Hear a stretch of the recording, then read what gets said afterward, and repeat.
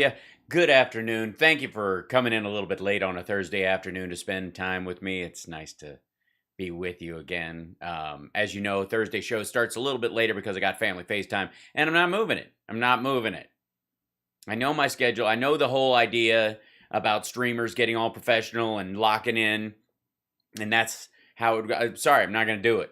I'm just simply family first. That's how we roll around here, and you guys completely understand. That's the beautiful part about it. You like the sparklers, the Sparksist revolutionaries. You guys are all here, and there's so much to cover today, as there always is. I swear to God, I thought when all this kind of started that once we got to the point where, Trump wasn't doing lectures anymore or that kind of shit, then all right, then maybe we could ease off the gas pedal a little bit and talk about something else, or we convert. No, that's it. Trump was just like the shit bruschetta of the wacko feast that is upon us. Everybody sparkle now. All right. So there's so much to cover, but let's start in honor of the man who brought us all together by being so consistently stupid. Not you, Rob. This is Rob somebody or other of Newsmax. And by the way, I don't care because, for the record, there is no reason to memorize the names of anyone at Newsmax. It won't matter. Down the road, it's not going to show up on a trivia quiz. It isn't. Greg Kelly will be our own inside joke, but no one else will give a shit. It's like we picked Newsmax is sort of that alt comic book that a bunch of people get attached to, and we all go to Comic-Con in the outfit, and people go, "What the fuck is that?" That's Newsmax. Right. Nobody's going to care. So, but they have an exclusive, guys, that nowhere else is this available except everywhere else. Exclusive. Trump honors vets on Veterans Day. Incredible people. Just incredible. The fact that he would stop golfing for a few minutes, go inside his weird compound golf course, Howard Hughes hotel full of, jars full of urine and long uncut fingernails, and clear his fucking schedule from fundraising for fundraisers that he's going to fundraise off of to make sure that Republicans have no money going into 2022. By the way, none of us mind. Please keep going. But he took time out, and he, like the poet that he is, he summoned the best words, and we're going to see that on display. Now, before we get into this, I know we have dealt with this before. I saw it bizarrely come up in yesterday's live stream. Some Trumpistan maggot decided that he was going to drop in and lay a bunch of Trump was the most awesome president ever.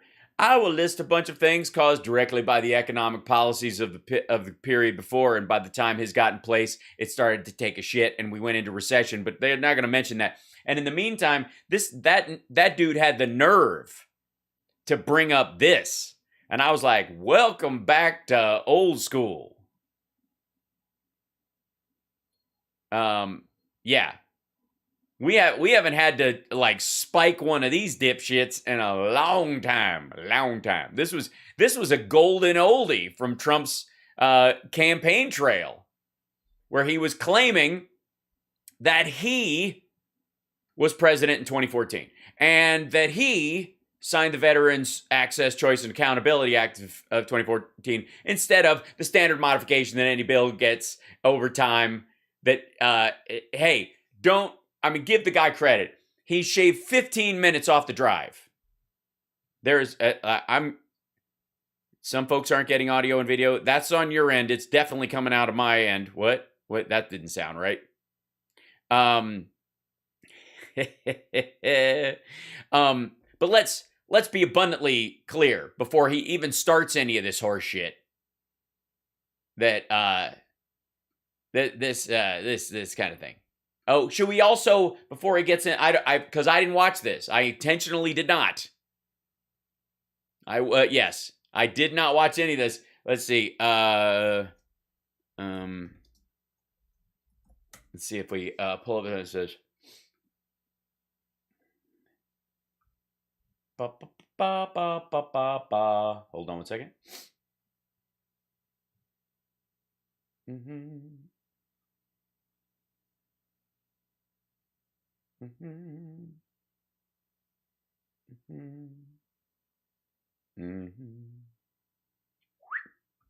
And I'm trying to find this. Okay. Department of Veterans Affairs spending by year, mandatory versus discretionary. Mandatory would be the top part.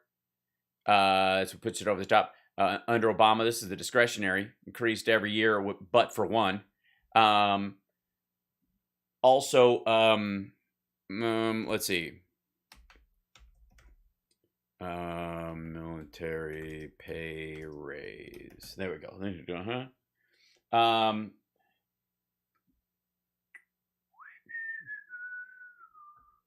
This will probably come up again too. You think he's going to mention this stuff? Trump told the troops he gave them their first raise in years. No, he did not. He most certainly did not.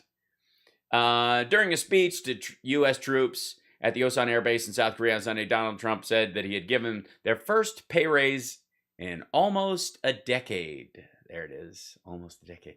One thing I didn't mention, you also got a very nice pay raise for the last couple of years. Congratulations. Oh, you care about that? They care about that. I didn't think you noticed. Yeah, you were entitled. It was close to 10 years before you had an increase. 10 years. His claim is not true. They have received pay raises every year since 1983. And if you ignore an administrative quirk in 1983, they have received raises every year since 1961. By the way, administrative quirk in 1983. Who was the administration? Was it a Democratic administration in 1983? Wasn't Carter president in 19... No, that wasn't right. Was it Mondale? No. Who was president during the administration that quirked? Quirk it, girl, quirk. Yeah, that would be Reagan. Trump could actually say that 2018 pay raise he signed a law 2.5 was the largest in close to 10 years. In close to 10 years. Oh, this is the hard part. Let me blow this up for you in case there's any maggots in the audience that can't really read. Trump could accurately say that the 2018 pay increase he signed into law to 2.4% was the largest in close to 10 years. It was the biggest raise for the troops since the... Oh, shit. What's that? What happened there? Huh. 3.4%.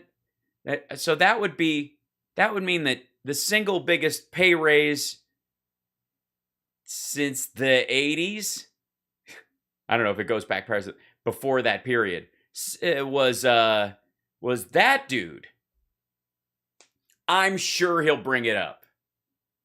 I'm sure he'll mention it in his Veterans Day address, where he calls these folks incredible people. And by incredible, he means he doesn't understand them. They're amazing because why would they even bother to serve their country in such a way? He's said such things in the past. This is a very short little clip. We'll deal with it as it goes. But it's an exclusive for Newsmax because they're the only ones that feel like they have to run it. I don't know. I want to see the outtakes from this one. By the way, did you guys hear that the outtakes, part of the January 6th stuff that they're going to get that is not covered by executive order are the outtakes to his "You're beautiful, I love you. When you do what you do, and you do when you do it, you're mine. So good. Go home. Stop shitting in the Capitol for now. we'll have another chance. Go bide your time. Stay rectally locked and loaded for the next opportunity to shit in a federal building. You'll probably be stuck doing it in your own state capitals from this point on. But good luck. I'm not pardoning any of you. Get fucked. It's too late. Goodbye. Back in to Wake Up America, I'm Rob Finnerty. When our 45th president, Donald Trump, took over as commander-in-chief, he made it a clear part of his presidency that he would honor veterans. Yeah, unlike what? Unlike who? Every fucking president does that. And the fact that he's like, I'm making it a clear part of mine, is the assumption that nobody else did, is a prick move, especially considering those that were actually presidents that served. Over for President Barack Obama, whose problems with the VA are well documented. They're well documented. His problems with the VA are well documented. Yeah, he came in there and cleaned up the fucking mess. I'm sorry. Was there something during the 8 years of the Bush administration that when all of these problems started coming to light that they could not have done?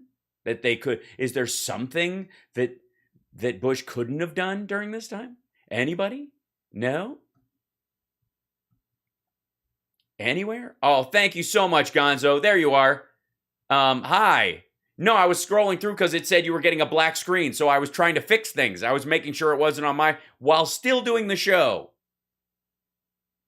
By the way, thank you for your service, Gonzo. And to all the other folks that are in our chat room that served, bless you, thank you. We respect you, appreciate you. Hands down. I mean, there are no words to equal that, and we appreciate it, genuinely.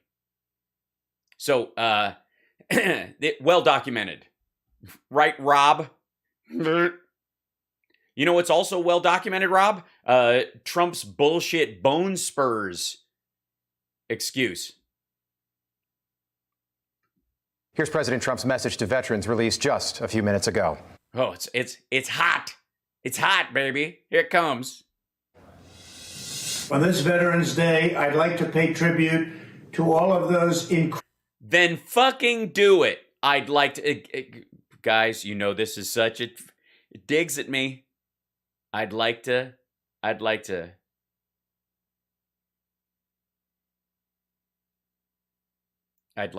You're filming it. On this Veterans Day, I want to express my sincere appreciation, gratitude, and respect. See how easy that is? See how fucking easy that is?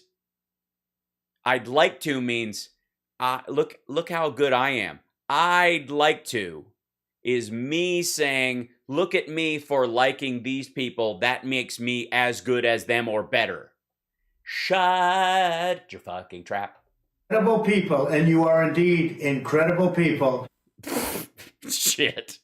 That's the best you can come up with? Incredible people. Indeed, you are incredible people. Did I mention incredible? A few minutes ago. On this Veterans Day, I'd like to pay tribute to all of those incredible people, and you are indeed incredible people, who serve so well and so strong and so powerfully. Does the dude have 4 fucking words?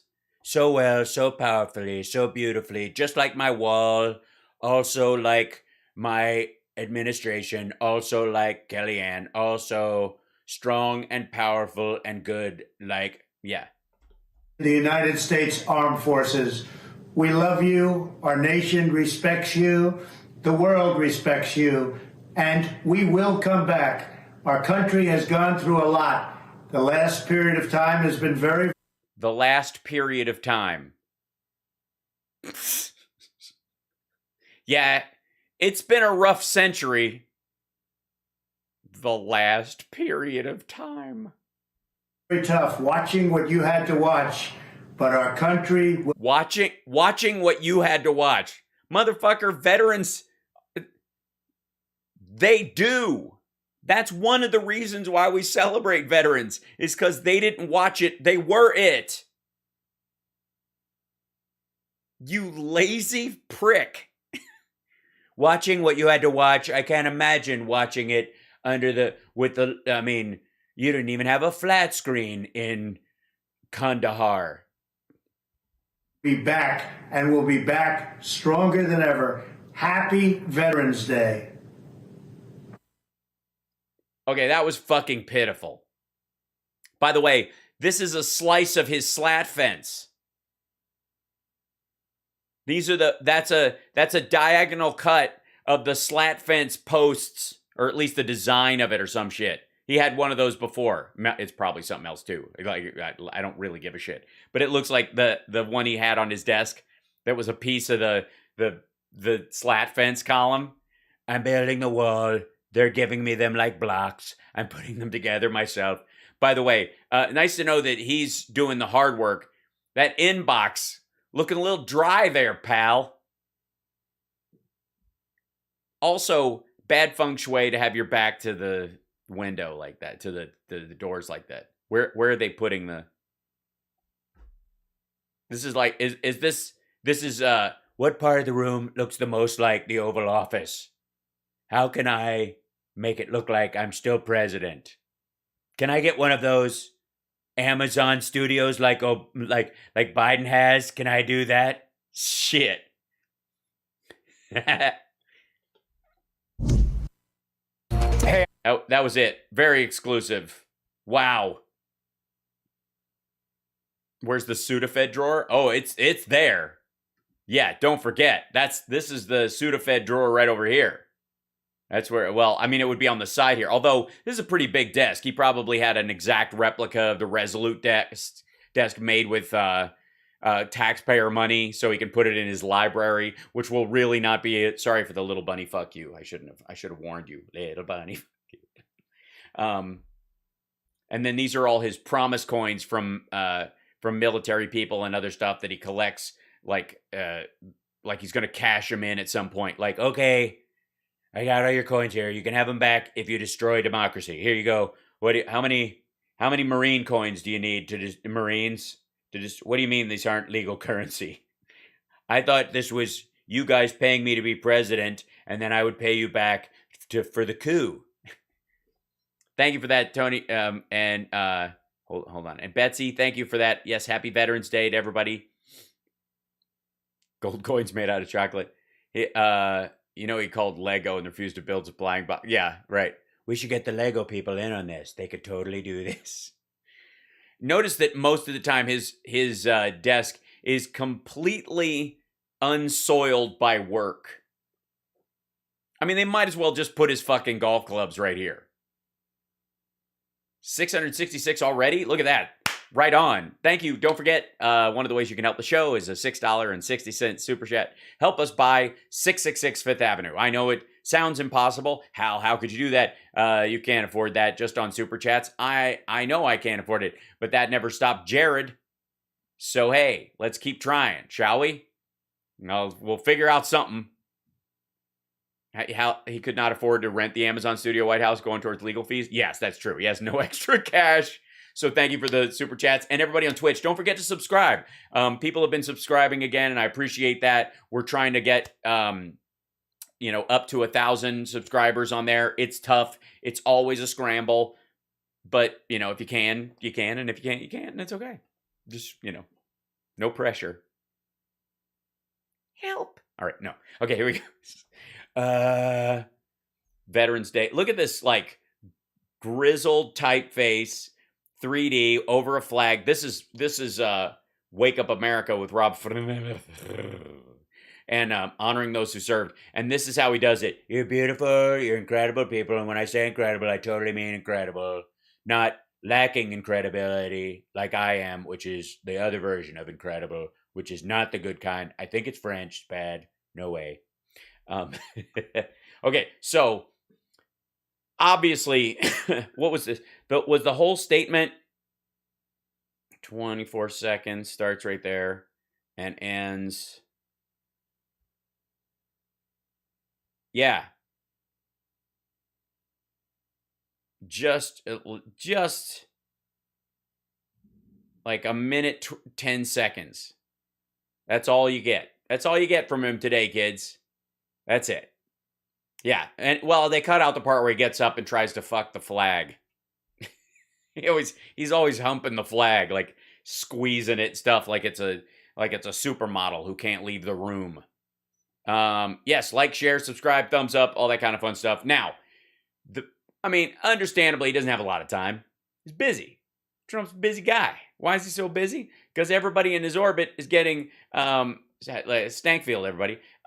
Because everybody in his orbit is getting a subpoena right now, and you get a subpoena, and you get a subpoena. It's like the Oprah of subpoenas right now, and they're all flipping out about it. And some of them will fight it in court, and others will come forward, and I don't kind of give a shit. The ones that do talk are gonna spell trouble for him, and yes, and Stankface will be very upset about it. Also, still sporting the hairdo from Christopher Lloyd. Hold on. See if we can bring it up here. Framed. Right. Okay.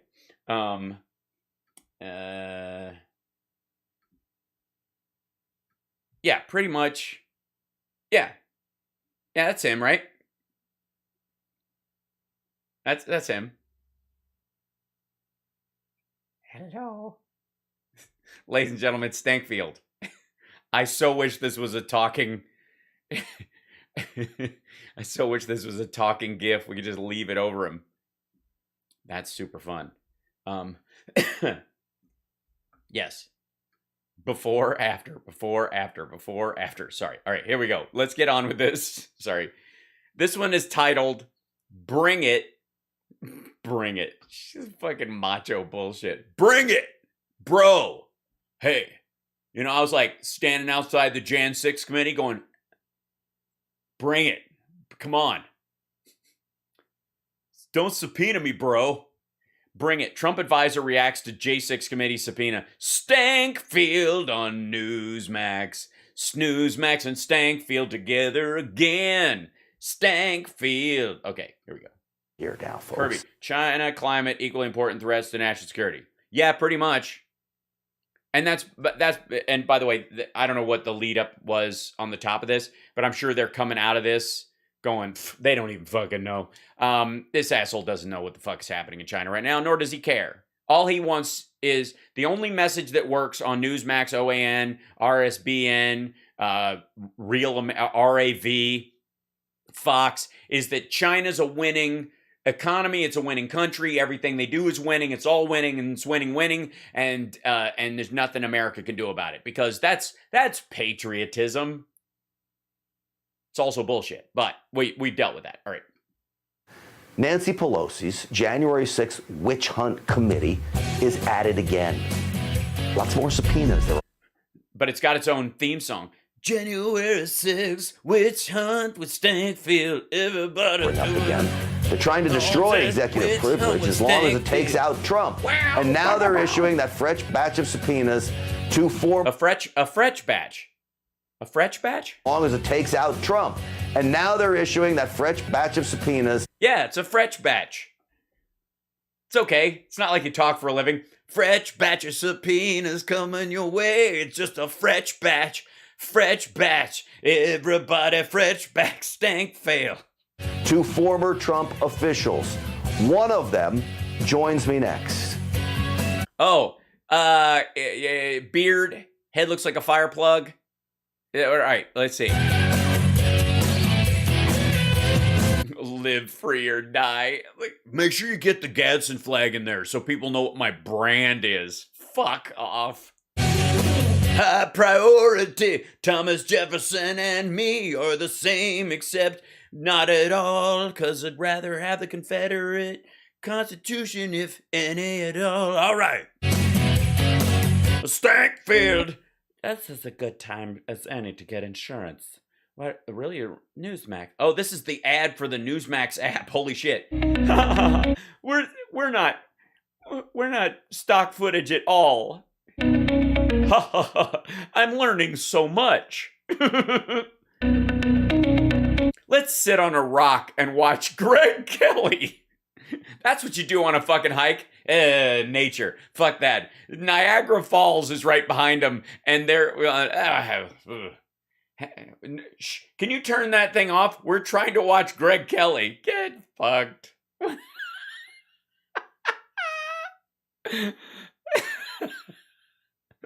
We hiked all the way up here. It's the only place we could get a signal. This app sucks.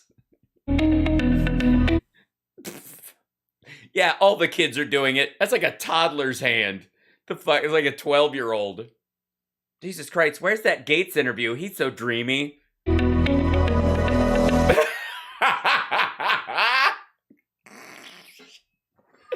Shut the fuck up.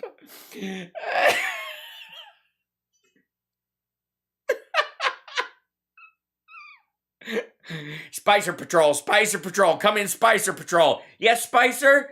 Everybody get out to the greens. Apparently the crowd size is very small, and they're calling me on this shit. Everyone, get to the lawn.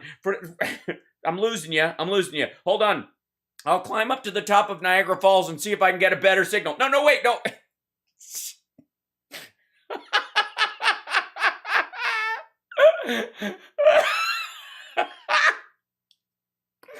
Fuck off.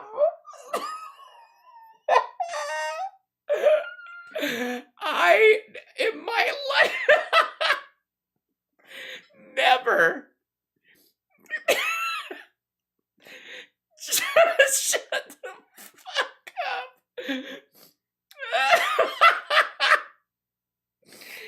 That's so fucking funny. Oh my god. Get it. Spicer Patrol, come in, Spicer Patrol. Hi, angels. Oh god, swipe. And she looks like she's about to go, what the fuck happened to my watch? How do Oh my god. It's even available on the iPod Touch Mini from 2003.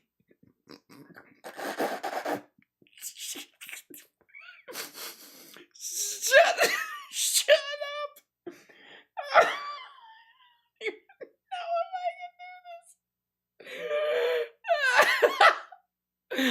It's soon compatible. Oh shit. Oh god, that is the stupidest. Yes, it literally would. Yeah, if you want to figure out how you can turn a smartwatch into a dipshit watch. Jesus Christ.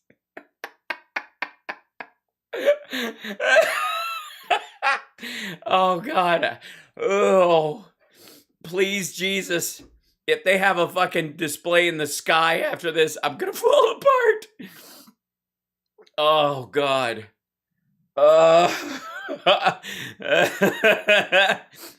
Oh, Dick Spicer, get out of here. That's so funny. I can barely see him dance. You need. Oh shit. I can't. All right. We'll save this for later. I can't. I'm gonna fall apart. We have to keep moving because I'm.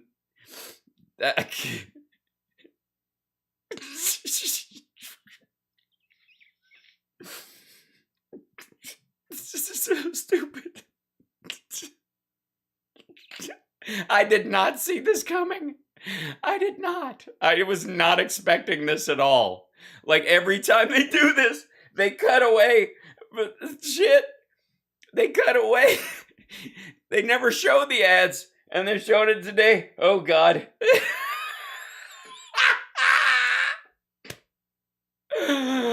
Oh. Oh. May I hold on one second?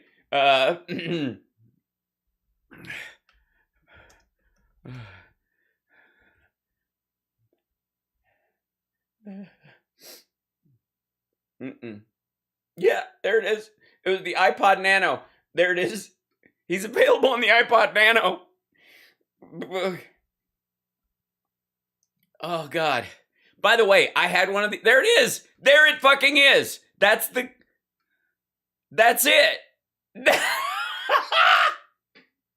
That's the actual case. He's on an iPod Nano. Oh, God.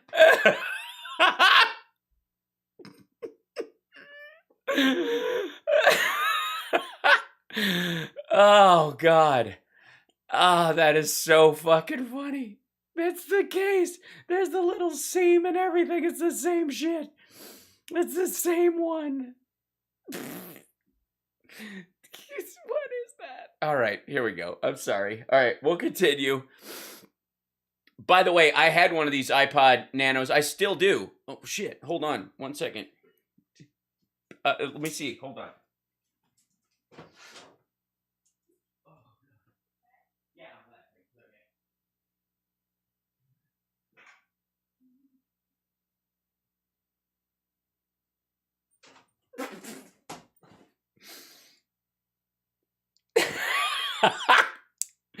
That's it. This is the iPod Nano watch. I fucking loved this thing when it came out. This was amazing. That's it. This is, had I known you could still get Sean Spicer on it, I would have kept it charged. This is, look, and it still has the old like iPod jack on it, like the giant one on there. Oh, I wish it was charged right now. Shit. Oh, God. That's so fucking funny. Send it to you. No. I keep all my, like, real old, like, weird Apple tech. I can wear Spicer on my wrist. Right. Hold on. I have to take off my actual Apple Watch. This thing was fucking sweet in the day because it has a headphone jack on it, just like a regular iPod, and you could like work out with it, and you're like, this is the coolest fucking thing ever, bro. Yeah, that's it. And it had a little clip in here to keep the watch tight instead of having a loop band thing. This thing was sweet. Nerd alert.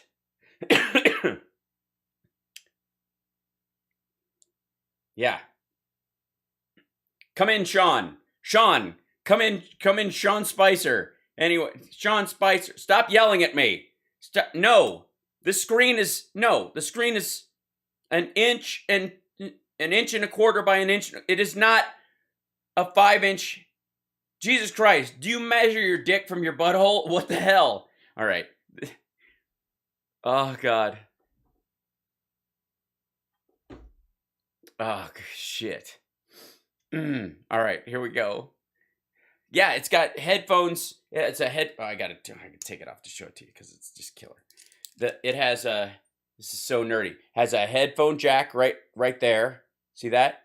And then this was the charger. And then on this side, you had a volume up, like a power knob, volume up and down. And then you push these two together to like change the app thing. And it was a touch screen. You could swipe this thing. This thing was like, as far as wearable tech came, this was a game changer. This is the root of the Apple Watch, which, you know, I'm currently sporting, and it's fun. It's I use the hell out of my Apple Watch. I have it set up like for exercise and stuff, so that I can run like when I'm at the gym or whatever, I can set up that. It's just fun. It's so nerdy, so stupid. All right, that calmed me down. I'm feeling much better. Shit. I'm screen grabbing the shit out of this thing right now, though. I am. Hold on. Yeah, I'm saving that. Save that for later. That's going to be... Oh, my God. Get the... and she swiped him away, too. Look at all the things it's on. Roku, Zumo IP138, Pluto TV channel 236, Sling, Amazon Fire, Apple TV, Samsung TV Plus, Fubo, Distro, which sounds like like the network of the revolution, Android, LG, Chromecast. Oh, you mean because YouTube's on all these things? You fucking dolts. Real news for real people from 2004.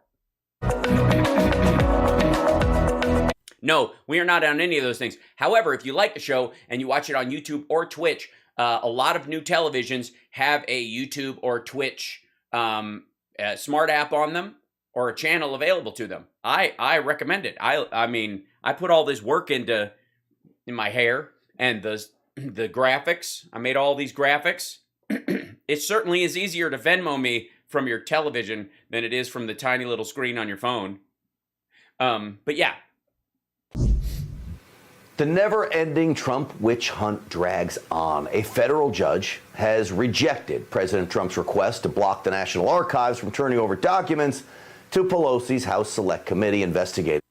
Yeah, you had to go to Breitbart to find that out? Everybody knows that. Oh, I see. This is the only place you could find that headline without balloons on either side of it. January 6th security breach. Trump lawyers have already filed an appeal, calling the committee vexatious, illegal fishing expedition untethered from any legitimate legislative purpose. Well, yeah, they're not passing a bill. They're following the law. Request, quote, an illegal fishing expedition that's, quote, I will say, can I just, this is good stuff. Hold on.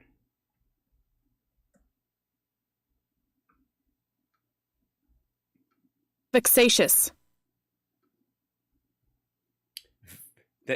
I think you need to read for yourself what vexatious means. Causing or tending to cause annoyance, frustration, or worry. Let me understand this. Trump called the House Committee's request a vexatious illegal fishing expedition. Gee, is that because it's making you nervous, you troll? Annoyance, frustration, or worry. Oh, can I just say that as many people wish jail and, justice upon Donald John Trump, I, in many ways, wish him a life of annoyance, frustration, and worry. I almost think the punishment should fit the crime. As in the history of America, he'll turn out to be a little more than a troublesome gnat that, or a mosquito that buzzed around your ear for 4 years and gave a couple of people malaria in the great time scheme of things. Ultimately, he will be useless. But over the course of the rest of his life, that he would just wake up every day annoyed, frustrated, and worried is, I think, better than even a cell. That's just me. Vexatious. Shut the fuck. Because he can't use, he's like, this is annoying, frustrating, or worrying. That would tell too much about it. So throw in vexatious. I'm hexing a vexation. Yes, I am. It's a hexation. Tethered from any legitimate legislative purpose and an affront to executive privilege. Just look. Well, no, it's not an affront to executive privilege because he had no privilege on those days. First of all, he was what's the phrase? Lame duck. And also he was doing things that were an attack on democracy. Executive privilege does not cover those things. It does not. You cannot carry out a coup on the United States and then go, well, you can't look at my paperwork. That was a secret coup. The committee. It is filled with hardcore leftists and so-called Republicans. Yeah. Hardcore leftists like Liz fucking Cheney. Despise President Trump. The sole goal of this well, for the record, they do despise Trump, but largely because they've seen all the evidence that we've seen plus. So there's a lot of there. It's one of the reasons why so many people have been accused of bias by the Trumpies after they've seen the evidence against him. People tend to get really biased against Trump when they see his communications and the PP tape, I suppose. Is to take down President Trump so he can never run again. And to do it, they are targeting Trump administration allies and confidants, sending out 10 more subpoenas to people like former Trump administration press secretary Kayleigh McEnany. Well, joining me now is one of the people subpoenaed by Pelosi's Select Committee. There's a whole slew of them, much more than that 10. I'm talking about former senior advisor. Yeah, but this is the only one you could get. To President Trump and CEO of Getter. Oh, CEO of Getter. Just context.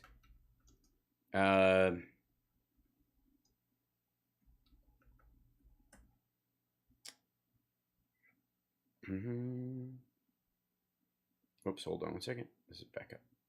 Command through here. Yeah.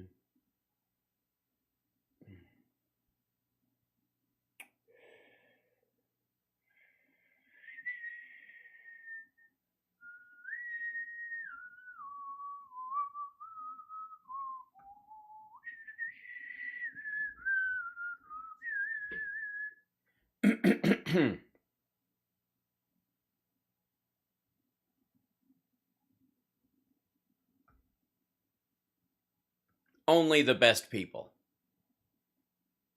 The best people. The best people. The best people. Here he is. CEO of Getter. By the way, let's see.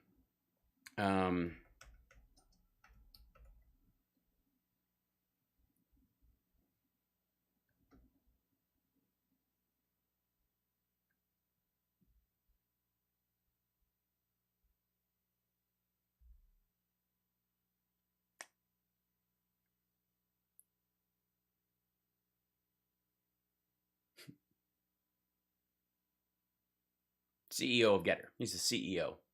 Just in case. CEO. He dresses like a CEO of an accountant firm that worked for a robber baron in 1940, but still. Miller. Jason, good to see you. Grant could be Yes, it's good to see him because you don't want him sneaking up on you. and to follow up on your Psst, Stankfield, don't let him fix you a drink. segment. My pronoun is Brandon. Hilarious. Bro, that is so good. Oh my God. Were you working on that? By the way, you're supposed to have two. So the joke would be my pronouns are Let's Go and Brandon. Ha ha ha ha ha ha ha. Well, let's go, Brandon. That's for sure. That's so good. That's so funny. Yeah. I agree. With the hashtag thank you, Brandon. With it, let's see. Are we just gonna be pulling shit up all day? I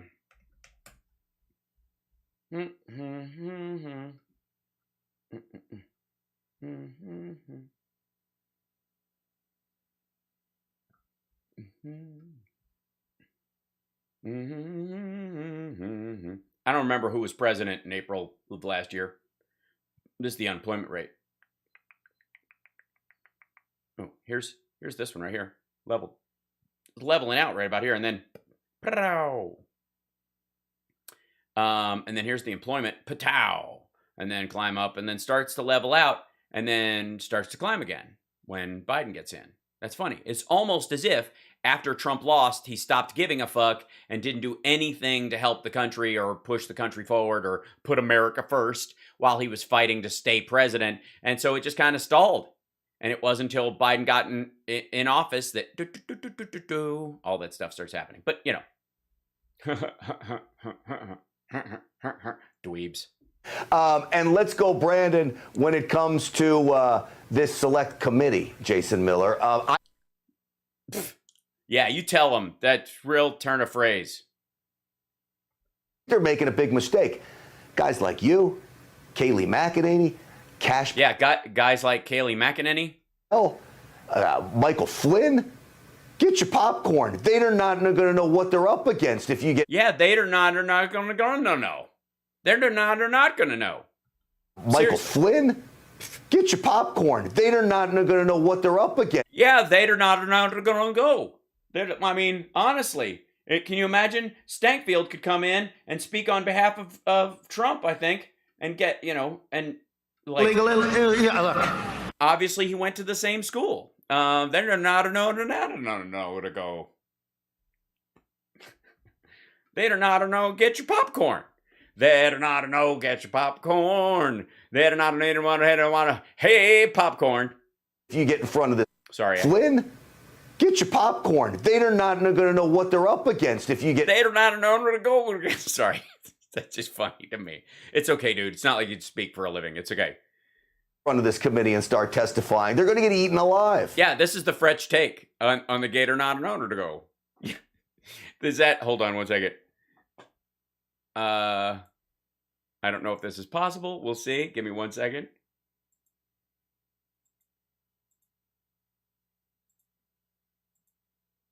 Oh, it's not working. Hold on. It's very temperamental, this thing.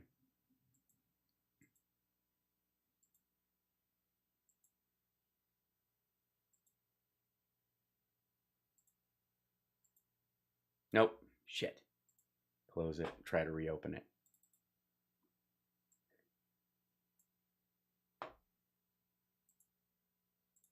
Damn it. Why won't you let me do it? Why won't you? It's so weird. All right. We'll have to do it another time. Okay. Yeah, and I think this is pretty obvious to everyone. This is just a political witch hunt continuing into, what are we, year 5 or year 6 of the Trump? Well, if you're not a witch, then I'd show the fuck up. Because if you weigh the same as a duck. Witch hunts of whether it be the president himself or anybody around him. And I think it's also. Well, obviously not anybody. Obviously, they're sparing the deep staters, right?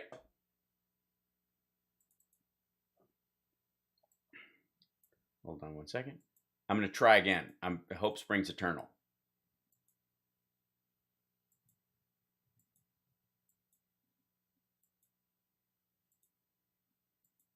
Damn it. I have to restart the whole computer. It's not going to happen today. Sorry. Boo. Curious that the timing of the committee with these most recent subpoenas is at the exact same time that Joe. Why the fuck are you showing a picture of the dude you actually have on the show? And again, why is Stephen Miller in the Don Jr. crowd of people who can grow a beard to make their chin look smaller? Biden's poll numbers are imploding and President Trump is skyrocketing ahead of Biden. Yeah, I'm sure he's worried. Survey after survey. I don't think the two things are unrelated. I also say that frequently it's. Why would it be unrelated when the January 6th committee was put in place before even the August exit from Afghanistan? Follow news thanks, cycles. Alex, and what we saw, unfortunately, last week was Bob Costa, who's a pencil neck little geek that writes for the Washington Post, put out a fake news. Well, that's easy to say when you look like a wide tip marker. Along with Bob Woodward. And just to let people know, we blackballed Bob Costa. We wouldn't let him talk to President Trump because he lies and makes things up. And so. Well, then that's why you record things. That's why Bob Woodward has recordings. See, that's why they split the book the way they did. Woodward got all the direct interviews and Costa did all the footwork. It's how shit works. Dumb. Wrote a book and tried to make it sound like people are ringleaders and nonsense like that. Look, here's the reality. President Trump didn't do anything wrong. I didn't do anything wrong. And yeah, I'm convinced. I mean, honestly, yeah, if you didn't do anything wrong, then what the fuck is wrong with the subpoena? Go in there and grandstand. Right? Yeah, if you didn't do anything wrong, fucking sit down. Go under oath. Yeah, and the blacklisting, good Lord. Right? What's wrong? What do you have to worry about? Just go in there and tell them how much you love America. Answer their questions and watch them stew. Right? These folks want to go and try to attack us and make political hay out of it. Bring it. All right, well, show up. How about you bring it? And by bring it, I mean whatever paste you seem to be filled with. You know, here's the other reality, though. It is a headache. It's got to be a headache for you and the others. Yeah, it's downright vexatious. Financially draining. I imagine, Jason, you got to go hire an attorney for this. That's out of your cost. Yeah, you got and you got so much money that you're already spending on lawyers right now, due to the fact that a bunch of people on your stupid site got hacked, and I'm sure they're not happy about it. And yeah, it's got to be rough. I mean, he got hacked. Is he suing himself? On the day of its official launch. Way to do your homework, asshole. I can't wait for Truth Social to launch. Oh, yeah. Al, is that true? And is that part of their game here, just to make everybody hurt? Yeah. Because everybody hurts sometimes. When you're in the Oval Office and you're watching Insurrection and you're laughing as they beat a cop upon the stairs, just hold on to the big lie. Just hold on. Because sorry. And it's all about 2024 and what they want to try to Probably making people's dogs howl at home. Sorry. is to try to scare Trump loyalists like myself from wanting to work with him or for wanting to be around him. Well, here's the thing. Here's the thing. We need to be around him. We have to be around him. You don't understand. We can't not be around him. We must be around him at all times. These guys got to remember, after going through the Russia hoax, Mueller nonsense, impeachment 1, impeachment 2, at this Stripper gate, doser gate, abortion gate. What did you call your gate? What was it called? point, if you're on President Trump's team and you're a loyal soldier as part of the team, you're not going to get rattled by this stuff. You're going to look and see exactly what it is. Here's the good. Yeah, the folks at Jonestown said things very surely. Grant, is the American public sees it for what it is, which is a purely partisan act. And I just have one question to put forward to you. A purely partisan committee with black people and women in charge. What is happening? If the FBI and the DOJ have interviewed hundreds of people, and they filed, of course, charges against people who are bad actors on January 6th, and they never came and talked to whether it be bad actors? Yeah, you mean the foot soldiers that they've got in jail right now? But don't worry. The expectation that you and Trump and everybody around you had was that these like redneck QAnon dipshits who like would scoop Trump's poop for a living if they could, who'd crawl through broken clamshells to give the man a rusty trombone and a Turkish breakfast, they're the ones that can go do fucking time for 4 years, while you and your buddies who organized the whole thing will go, hey, we were just saying, be patriots and fight, not those or Cash Patel. That, by the way, this dirtbag and his sidecar Stankfield are hanging these dipshits out to dry. The insurrectionists, the patriot brigades, all these morons who Kool-Aided their way up the steps of the Capitol on January 6th and were like let loose a murderous rage where they were literally doing a heave-ho to push in the front doors of the fucking Capitol of the United States of America, something no foreign power has ever done.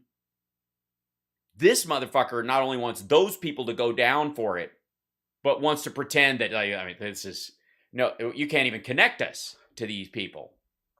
Dan Scavino or myself, because we had nothing at all to do with anything on. Yeah, we didn't have anything to do with that. We just carried a message from A to B. I have nothing to do with C. Now, if you excuse me, I have a friend named Bootsy who got killed carrying some stuff like this. So if you're going to take this back, if you take this, please, thank you. I'm supposed to get something from A to B, and I have nothing to do with C. Thank you. Have a nice day. Anybody know where that's from? January 6th. But why do, whether... I'll give you another hint. I have twin daughters, Monique and Unique. What about them? Adler, Cheney, or Kinzinger, any of these folks, why are they going to magically become Inspector Clouseau or Perry Mason and get to the bottom of something that the FBI or the DOJ didn't? The reality? Because they're in process to do it. They're looking at it specifically because it was an attack on their building. By the way, both of you, and sleep. Inspector Clouseau or Perry Mason? Thank you. Well done. And it was Beverly Hills Cop 2 for the record. Yes. There's nothing there because it's all political witch hunt. Yeah, it absolutely is. You bring up yeah, probably witch hunt. I would say January 6th. Yeah. What a political persecution of most of those people in there. The guy with the horns and the beaver. Well, he doesn't have the horns anymore. They were confiscated. They're in his personal effects. He'll get them when he gets out of jail in 4 years. Pelt, the QAnon shaman, I think he dubbed himself. it didn't really look like he did anything. He's been in solitary, Jason Miller, for. Hi. Let me run something by these assholes. That if any Trumpsters or maggots or trolls are watching this and think, yeah, all he did was walk around with American flag. If you break into a house and all you did was climb through the window or wait for somebody else to open the door for you, and there's every marker that he went in through. Somebody else busted down the door. Somebody else broke the window, but you went in after them. You are equally as fucking guilty. And I'm sure that all these right-wing psychopaths would love to have a law where when people break into your house or violate the law, break in, I don't care, of an army of pedophiles decide they're going to break into a YMCA during summer break, and they barricaded the doors. I'm sure with that all of these right-wingers, all the ammosexuals listening to the sound of my voice right now would be totally cool with a law that says you can only use deadly force or push back on the people who actually were the first line through. Everybody else who just pours in, you just got to let them squat. You just got to let them. Yeah, same thing with a bank. The guy with the, who goes in the door, that like the first guy in who racks his gun and has his clown mask on and says, everybody hit the deck. That guy, you can arrest him for bank robbery. The other guys who just went in there and picked up the cash that was laying around, I mean, they're innocent. They're just patriots. All they see is little green pieces of paper that say, in God we trust. How could you not want to take a bunch of them home? I don't know, 300 days or something like that. And 300 days. And they're offering him 51 months in prison, Jason, real quick. They're offering him that. Are they now? They're offering him.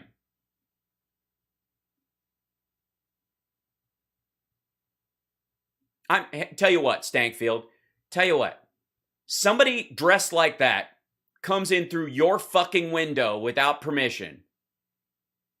I'm certain Stankfield and you and Jason Miller would gladly offer the man 41 months in your home. 51 months. Sorry, 51 months in your home. No, that's what this is about. This is about trying to ruin lives and trying to settle scores simply because. Yes, that's what this was about. This was this guy coming in and all these other assholes and the people who smashed the doors and the Ashley Babbitt and all these fuckos who tried to storm the Capitol. That was about ruining lives and settling scores on behalf of Donald Trump. And you helped him get fucked, you clown. Bitter that they can't make President Trump go away. And the sad thing is that these people. Oh, no. He's already gone away. There's a husk that vaguely resembles Donald Trump that occasionally shows up and can manage a video or an interview that's about 1 minute and 10 seconds long.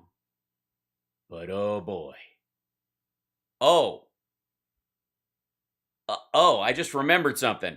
Hang on and hold on.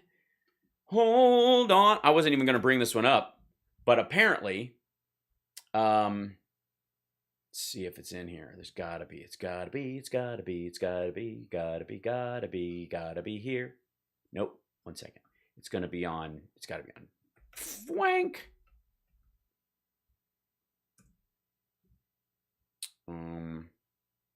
There he is. There it is. Hold on. Pause. Plus. Now, if you guys thought the set on that Trump did his Veterans Day account from was bad, boy, oh, Shevitz. Yes. This is Mike Lindell interviewing Donald Trump. This is the long form of this, whatever the fuck it is going to be on the Thanksgiving weekend thing. Trump is in a tuxedo for some fucking reason. We don't know. But Mike Pillow does a long form interview of him. Tune in to Frank's Speech November 16th at 7 p.m. at Eastern time to watch the full interview. Oh, we'll be there. Oh, you bet your ass. But shall we have a minute slice of how well this went? Because I'm guessing, and we'll see, maybe, just maybe, they have a thing where they can splice up the answers like the other networks do to make Trump not sound like he's babbling the same 9 sentences over and over again. But I doubt it. I doubt it. A strong military, great education for our children, a nice house to live in. It's so basic. Common it's sense, so simple. common sense things. And they fight us. It's very. Yes, that's what we were fighting. The Trump. I think the left was really fighting Trump on housing more than anything. The syphilis symposium. It's disgusting. Well, you go back to November 4th, and we all lived this twilight zone. I always say, like, there was an old saying, if a tree falls in the forest and no one heard it, did it really fall? Well, then the media. No, that is not the. Did it what? No, stupid. What? And we all lived this twilight zone. I always say, like, there was an old saying, if a tree falls in the forest and no one heard it, did it really fall? Well, then the media tells us there is no forest. And if the media, sorry, what was the end of that shit? Hold on. This is so dumb. There is no forest. Yeah. I mean, that's what it was back in November and December. And the media tells us there is no, first of all, if a tree falls and no one's around to hear it, doesn't make a sound is the idea. Is sound an affect of something that you receive, or is it simply the waves going out? And that's the philosophical question of the ages. You know what I mean? Is sound something that's referential to life, or is it something that exists in kind of an empirical sense? I'm fucking around. He doesn't know the fuck he's talking about. Was there ever a tree? And the media will tell you there was no forest. What kind of gibberish? To a highlight? Yes, it was to a highlight zone. Yeah, I'm living in the twilight zone. And now. We were, yeah, I know. And now, wait a minute. What sentence are you finishing? And now. We were, yeah, I know. But we were all living in this twilight. Heard it, did it really fall? Well, then the media tells us there is no forest. Yeah. I mean, that's what it was back in November and December. And now. We were, yeah. Yes, they're living in the twilight zone. In a vexatious, it's going to be stuck with me all week, isn't it? In a vexatious zone of annoyance, fear, and worry, anxiety. But we were all living in this twilight zone. You were living there with us. But then you had all the betrayals and attacks on you that escalated to a whole nother level. And Eric told me once that you said right before you were going down that escalator to make your famous announcement that he hired a bunch of extras to stand around to make it look like people were interested, because it was really just a publicity stunt to get more viewers for The Apprentice, because the show was going to get canceled. And then little did you know, the Republican Party's field of candidates was so fucking weak that you would be jettisoned to the front by being a macho dickhead, which is what they'd been seeking all along. And that their whole thing about living in for family values turned out to be complete horseshit. And they lined up behind the first pussy grabbing rich second generation prick they could find. That's not what Eric said. Sorry. Please continue. You said, well, we're going to find out now who our true friends are. That's true. And I never forgot that he said that to me. And, it was everyone out there since that time. We've all been praying for you to have strength. And my question. He's scared. Mike is scared shitless to talk to him. This is a man who is facing his God. Look how nervous this guy is. Like, he can't. Oh, it's pitiful. Again, don't feel sorry for Mike Lindell just because he's emotionally weak in this moment. He's a prick. Like, for a long time, we thought he was just a gullible sap. No, he's a dick. He's a real piece of work.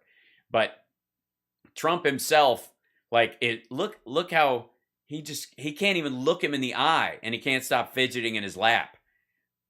Is what does give you the emotional strength to handle it all? Yeah, click that and find out. That's the whole thing. It just dumps out like that. Yes, I want to embed it. What are you talking about? This shit. Trump said 3 words. I think 4 words at the top and 2 words in the middle.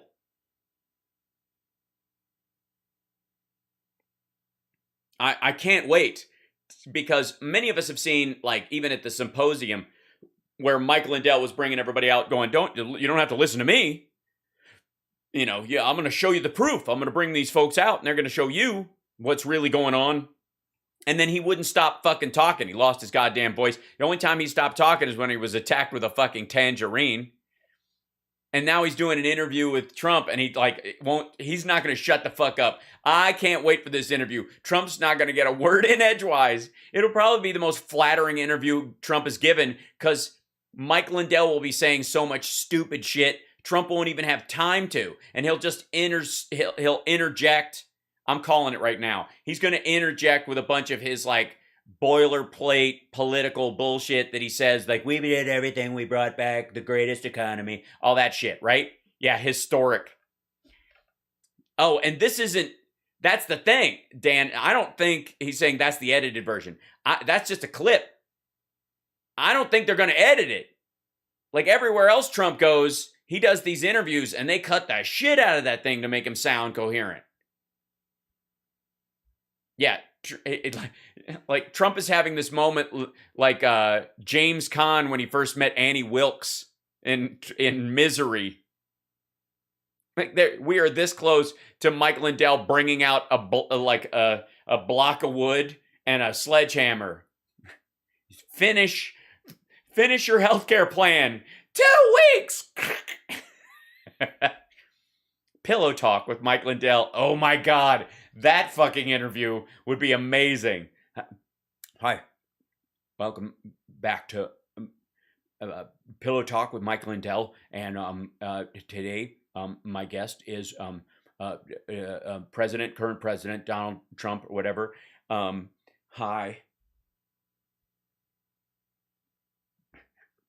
Hello. You're on my hair. It uncurls. And you have to wind it up and stack it on top every night. So don't move your elbow or I'll wince. And that's bad for the interview.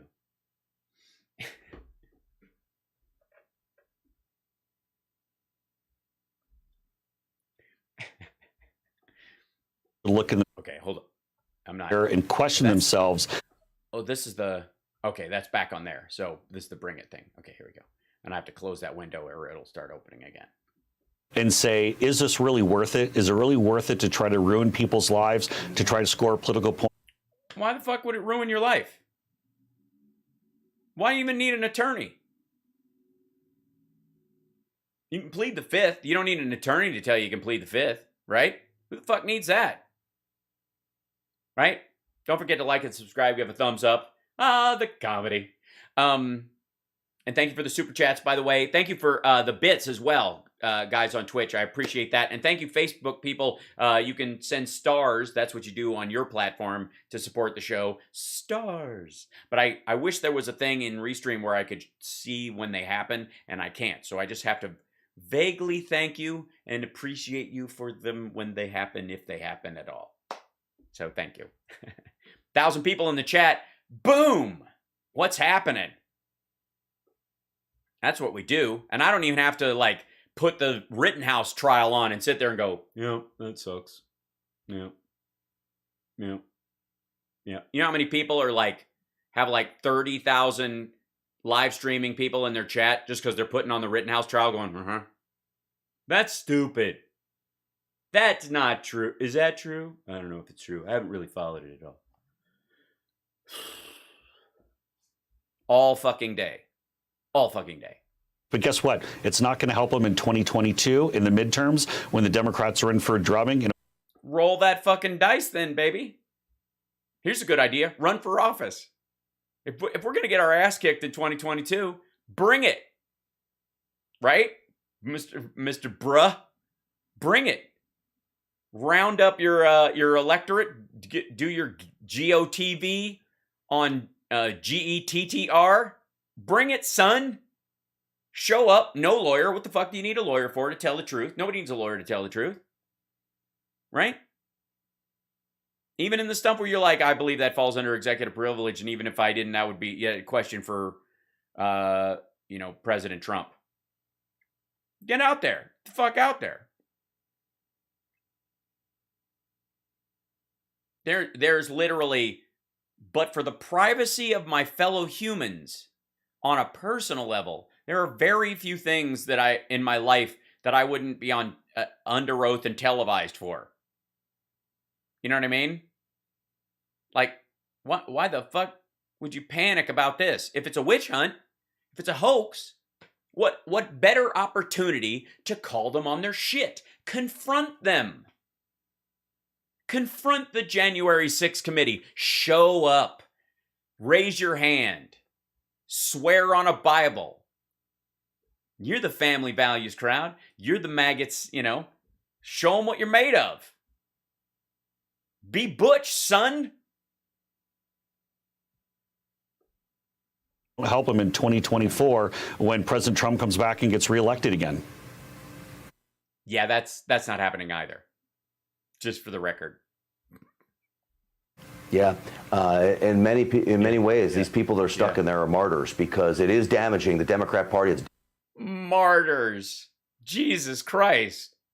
Why don't you just yell Allah Akbar at the beginning of your fucking show, martyrs? Fuck off, martyrs. He's avoiding a subpoena. You think the people who beat cops who are in jail, because a bunch of their buddies were right there next to him, those fuckers are out. Nichols, who's in there for spraying bear spray right in a cop's face, this fucking close, bear spray right in his eyes. That guy, he's in jail. The guy helping him, carrying his pack, moving with him, doing everything with him, just didn't have his own can of bear spray with him. If he had, he'd have jumped right in, I'm guessing. That dude is out. He's awaiting trial. He's at home. He's shopping. He doesn't even have to. He had an ankle monitor for a time that didn't even track him, just said when he left the house. Didn't say where he was going. That fucker's out. He doesn't even have the ankle monitor anymore.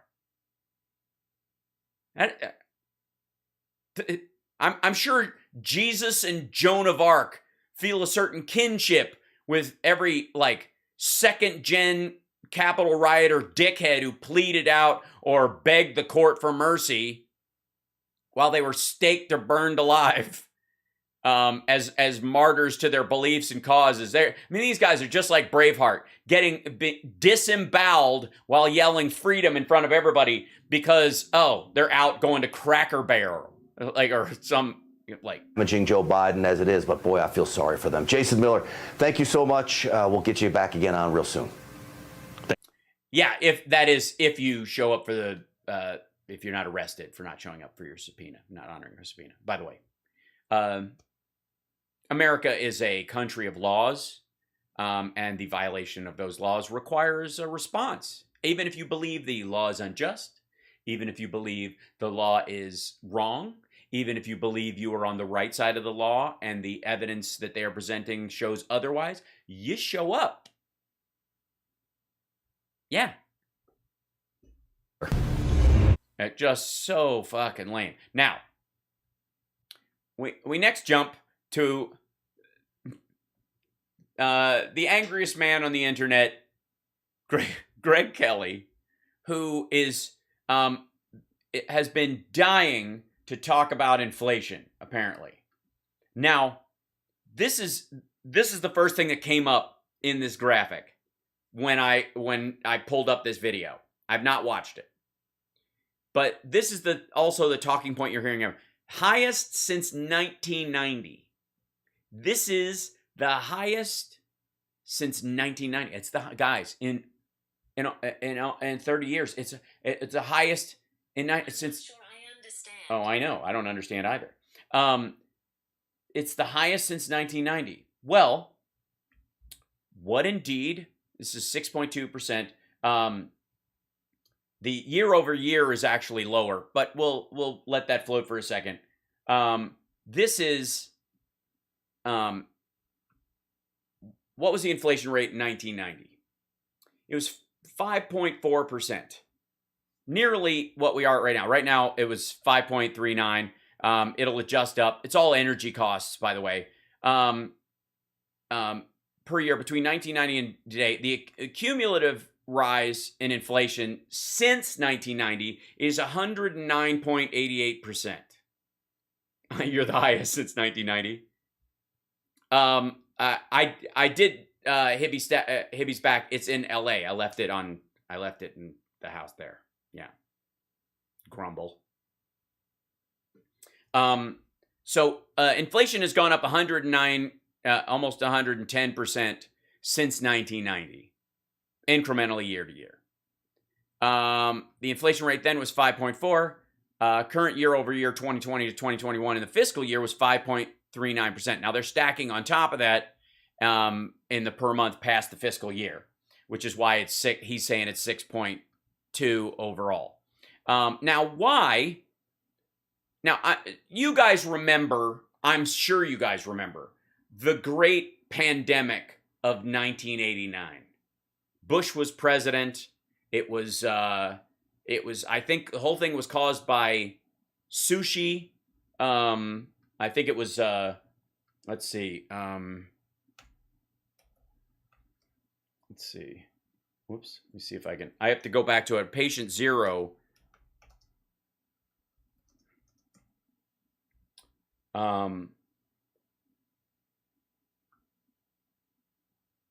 Yeah. So, if you don't remember, it was a shocking, horrifying situation.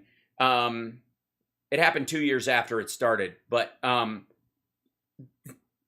George H.W. Bush, who was president during the last big jump in inflation they're talking about, apparently was patient zero and brought the great pandemic of 1989 in 1992. Work with me. When he ate some bad sushi and brought a stomach bug back with him, and it wiped out the economy. 1989, if you recall, we were all wearing masks. Everybody, H.W. Bush rang in the new year with a 12-day trade-focused trip to Asia. He attended a state dinner held in between the second and third course. Bush, who had been scheduled to give remarks at the dinner, fainted in his chair while vomiting in Miyazawa's lap. Now, some people will say it was the charisma of Bill Clinton that got him reelected. Some say that it was very obvious that the Iraq War was just a wag the dog instance, and that Bush was trying not to look like a wimp president. Remember that whole thing? If you're a Bill Hicks fan, he went off on that. It's great. And apparently the blowfish did not agree with him. And she held a napkin over her husband's mouth until the Secret Service took over. While still on the floor, Bush quipped to his personal physician, "Roll me under the table until dinner's over." That's funny. That he doesn't get enough credit for. That's what you do. Way to handle it. Good man. Not gonna throw up. Wanted to throw up. Not gonna do it. And yeah, so obviously that was patient zero. No, in 1990, the recession, like the inflation rate that happened in 1990 was caused by a spike in oil prices. Hey, gee, it's almost like our reliance on foreign oil always fucks us. And a jobless recovery. Something, by the way, currently we are not having. As a matter of fact, we are having the opposite situation. We are having a situation where there are lots of jobs available. Tom Hartman maintains Poppy Bush gave Saddam permission to invade Kuwait so we could expel them. Yeah, I've heard that bullshit before. I don't buy it. It's a cartoon view of world events, and it's no. There's definitely conspiracy going on as people conspire to do awful things. I call that bullshit. Yeah. So there you go. Yeah, 963 in the chat. Share the show, spread it around. This is the only place you're going to get this kind of entertainment. You're welcome. But let's let's see what Greg Kelly thinks. I'm sure he's going to explain to us that there's a huge difference between the stagflation of the 70s when Carter was president, caused by policies as he came into office, and exacerbated by Reagan and the Republicans as they were trying to get him out of office as quickly as possible, and basically to support oil. And then, of course, all the secondary wars for oil that we were going through, including Kuwait would be a good example of that. I'm sure he'll write that in, that this is not a jobless recovery at this point as well. And I'm sure he'll lick his lips and stare at his desk a lot. The economy is in big trouble, big trouble. Look at this. Look at this inflation rate just released today. This is weird. It's crazy. The inflation rate. Are you going to show the rise in wages, 10%? The 10% year over year compared to that? You're going to relate the two? You're going to start saying that the reason prices are going up, besides supply chain issues, is that people can afford more, so people will start charging more? I'm sure he'll bring it up. huge. Worst inflation rate since 1990. Hey, and we didn't even have a fucking pandemic we were coming out of with supply chain issues in 1990. We were just relying on oil. And who's been fighting for more of that? Would it be the Democrats? Is it Democrats who are always fighting for us to use more oil? Is it them? I always forget. Economist, but I do know this. When you've got a number... I'm no economist, but I do know this. This is the only thing I can possibly try and hang my hat on, even though it's obviously happening all over the world. Like this, the last thing you want to do is pour trillions of dollars more into the economy, and that... Actually, you see that when the dollar goes up, its buying power goes up, and inflation goes up with it. It's because there's more, other countries want more dollars. China doesn't have enough dollars to pay its bond debts, so it needs dollars. So they're taking them out of circulation over here. So that raises the strength of the dollar overall. And when it exceeds itself, then it gets into trouble. And then it's never mind. What we're poised to do with this ridiculous, over-the-top, non-infrastructure, so-called infrastructure. How did they, first of all, how did you guys get video from my basement? That's what I want to know. That's on apparently the verge of passing. Why are we here? Why are we spending money like crazy? Why are we trying to change this society? I say we, the American government. I say mostly Joe Biden and Nancy Pelosi and Chuck Schumer. Whatever happened to them? At one point they were... It seems like the left is loving it.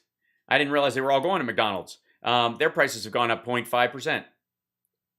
Their employees' wages have gone up 10%. Their prices have gone up 0.5%. Their employee wages have gone up 10%. Did I mention that? Relatively normal. Yes, I Look did, at them more recently, okay? From Trump derangement syndrome to, well, some other factors. You know what it is? You know what really is driving? Greg, Booby, don't pull stills of people and try to use them as gotchas, because that's a game you don't want to play, my friend. Crazy. It used to be Trump, and now it's AOC, Alexandria Ocasio-Cortez, and her... Yes, and the whacking material that she provides for the right wing. Oh, I love to hate her. She's like Catwoman. I know what she's doing is wrong, but I just like the fact that she has a whip tail. Job friends, they are terrified of her. She has more influence.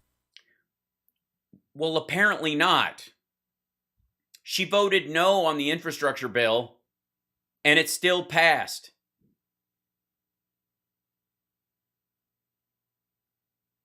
It's the Build Back Better plan is not her bill. It's Biden's bill. If the infrastructure bill was tied to a version of the Green New Deal, you would kind of have a point. You don't. Oh, it definitely panics. The idea of women running stuff. It's this dude's nightmare. I'm sure part of his panic the other day was that the bus driver was a woman. And just about anybody in the Democrat Party, she's driving them further and further to the left. It doesn't look like they learned their lesson from last Tuesday. Well, then why, if she's driving them further and further to the left, why did the Build Back Better plan end up getting cut in half. One would argue that the Democrats have learned the lesson of the Obama years, that you cannot trust Republicans anymore at all to be good faith negotiators, and therefore you have to ask for the fucking sky just to get the skyline. And it's not only her, it's that whole squad. It's Cori Bush, who was homeless, and now that she's in Congress, it looks like she wants to be homeless again. There's Ayanna Pressley. They're scared of her, and quite frankly... you are too? So am I. I guess I can't blame him. Bald black lady. The biggest fear of my life. Jesus Christ. He wakes up in a sweat and I had a dream she was outside my window. One. And what are they afraid of? They are literally afraid of these nut jobs organizing their friends and showing up at their homes. They actually did that to Chuck Schumer.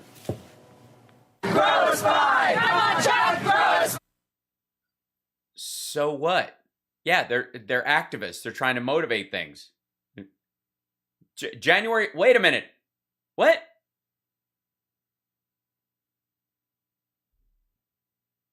So you're just gonna put the date up there and just assume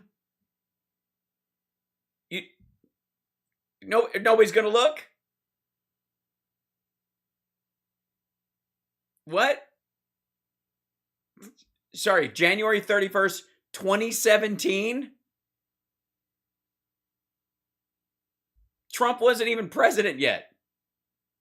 Or no, sorry, he'd just been president. He was 11 days. 11 days he was president. I'm thinking backwards. I was thinking December for some reason. Going to Chuck Schumer's house, that became a thing about 4 years ago. It spooked him then. It drove him even further to the left, and now he's totally owned by the left. He's terrified of AOC. Why? Why? He's in the Senate. Challenging him in a primary. Hi, Murph. What's going on, buddy? Do you want to come in and open a door? What's happening? Murph just decided to come in the room for some reason. That could happen. So where are we? Well, we got prices totally out of control. Again, the last thing we need are trillions. Oh, yeah. Do you see the area where we might be having an issue? And by the way, 49% over from last year. I'm beginning to think that oil and gas companies do not have the American consumer's best interests at heart. I'm starting to think they're in it for themselves. I'm also starting to think that, let's see.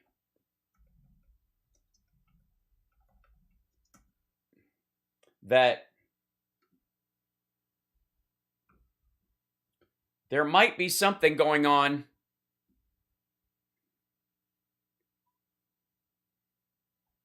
in the car rental business that Greg might not appreciate. That's right. Hertz is starting an all-electric fleet. Yep.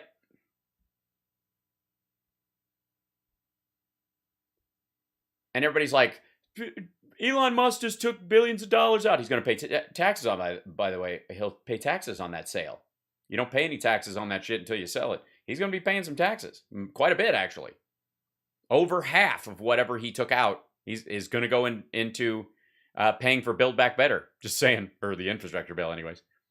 Because it's, quite frankly, these cars don't go anywhere unless the electrical grid is built out. There's a reason why. You can even look at the fact that Elon Musk sold a bunch of stock and is going to pay an enormous amount of tax on it, because he will. That as a sort of down payment on tax dollars that will ultimately go to the new infrastructure bill. The timing is very curious. But that's where that money's going to go. It's going to go to the electrical. I mean, it's basically like a payout, which will benefit his business later, which is what taxes do ultimately. They're an investment in the country that you're in. Yeah.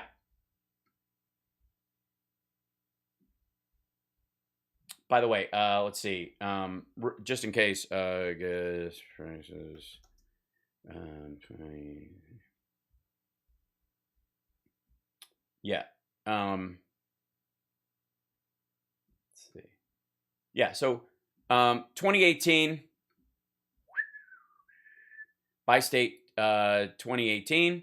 Gee, it's always expensive in California. Average was $362 in California. There you go. About $289. There's $319. Oh, for Prince fans, that's how much you want to pay for gas. I'm just saying. Take off your clothes. $319. Bet you got a body, by God. Come on, let me see it. Anybody? Nope. You're missing out. You don't know that Prince song. Oregon, look at that. $328. Hippies. Let's see. Then we'll go to gas prices 2020. There we go. Let's see. 2018, 2021, 325 in August. As it started back. Okay, 31 more rows. And here we go. Here's 2008. Boy, 410. 2008. And then kapow. What do you know? You notice how cheap gas was in 2009? Why can't we go back to that? When no one had any money and no one was going anywhere and no one had a career and everything was fucked. And then here comes Obama. Whoop. And then fixing some stuff, trying to get, and then this passes. And here we go back to 373, 396 a gallon. That was 2011. Back up there in 2012 again. There you go. September 2012. There you go. Took a fairly strong drop in 2015. See, I would have thought Trump got elected here and then it went to this because of the deals, right? Oh no, this is the Obama administration after the recovery money gets spent and things start to normalize and they start going back and then they start climbing at basically the rate they were doing over here at adjusted normal inflation. And then it drops down to here in line with this. This was in investors will often see this kind of double shrug, a head and shoulders or whatever it's called. Uneven. And then it started as Trump years, and then for a second, and then there, and then what do you know? It eats shit. By the way, doesn't even go below the 2008 numbers. That's gotta hurt if you're Trump. I mean, you can't get the numbers up to this is Obama takes over right, a little bit right after this, right in here. This is the whole thing is crash here related to the 2008 crash. And then it starts to go back up. It didn't even get that low in 2020 April, right at the lockdown. That's the lockdown right there. Then it starts to climb back. Oh, look at this. And those, it's almost, look at this trajectory. Starting in November of 2020. Oh, you mean vaccines were the cause? Because I'm guessing that's what we're talking about here. This is the vaccine inflation. This is people getting back to life. Back to reality. And then beef is up 20%. Depends on the quality of beef. I mean, like Sean Hannity's bitching about the price of ribeye and doesn't seem at all out of touch. Because trucking, because of other shit, because of supply chains, because even if it's USDA beef, that just means it's certified by the USDA. It does not mean it's from the country. Does everybody know that shit? Do they even know that? Dollars more artificially flowing around right now. By the way, artificially flowing around means you don't deserve the help you got because of COVID. That's what he means, artificially flowing around. Child income tax credit, the rescue package, all that shit. And that this price is directly related because you freeloaders who've just been through a fucking pandemic where many people lost their like tens of thousands of small businesses gone forever. But you fucking freeloaders are the reason the government's flushing cash into the system to keep it from cratering. down the situation a little bit further. By the way, if you're looking at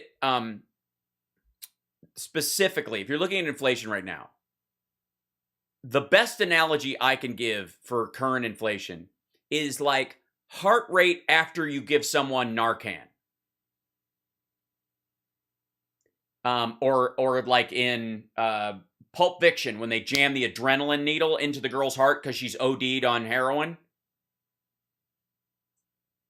You're not going to have your steady resting heartbeat that you took for granted. For a little while, you're going to have tachyarrhythmia and be, stimulated beyond normal levels. That's where we are. Because basically Biden came in and had to Narcan the entire fucking economy. This is rising at the fastest rate in over 30. Prices rose at fastest rate in over 30 years by 1 year. And also, you notice they're rising in the fastest rate because they cratered last year? They went below normal, and so they're coming up higher than normal, and it's a moderate level compared to the year before. But if you compare it to last year when there was fucking nothing, there you go. 5th straight month of inflation surge under Biden. Right. Yeah, because it's his fault, because he rolled in here if you want to blame it on the infrastructure bill and the Build Back Better plan, you got to wait till they fucking pass and the money starts going out the door. Core consumer price index rose 4.6 since October 2020. Yeah, no fucking shit. Stuff is backed up. People can charge more. 0.9% increase since September. Right. Here's a 5th straight month of inflation surge under Biden. Core consumer price index rose 4.6% since October of 20, a 0.9%. Yeah, golly. Hold on.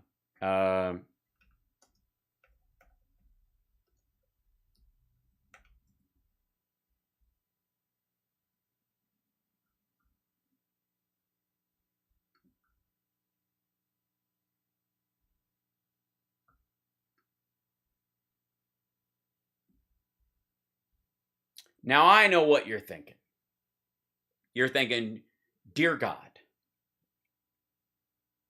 Biden was only in for a couple of days and oh my God, we're already in a recession. Well, that would make sense if this wasn't from 2020.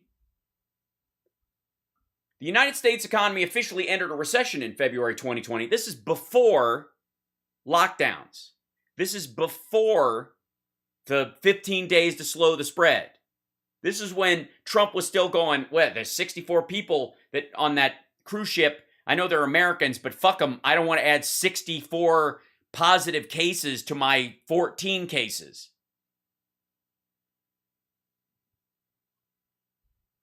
This is Trump's last year in office after he got all of his shit, after the biggest tax cut in history, only for corporations and people. It was, 600,000 dead people. He didn't give a fuck about that.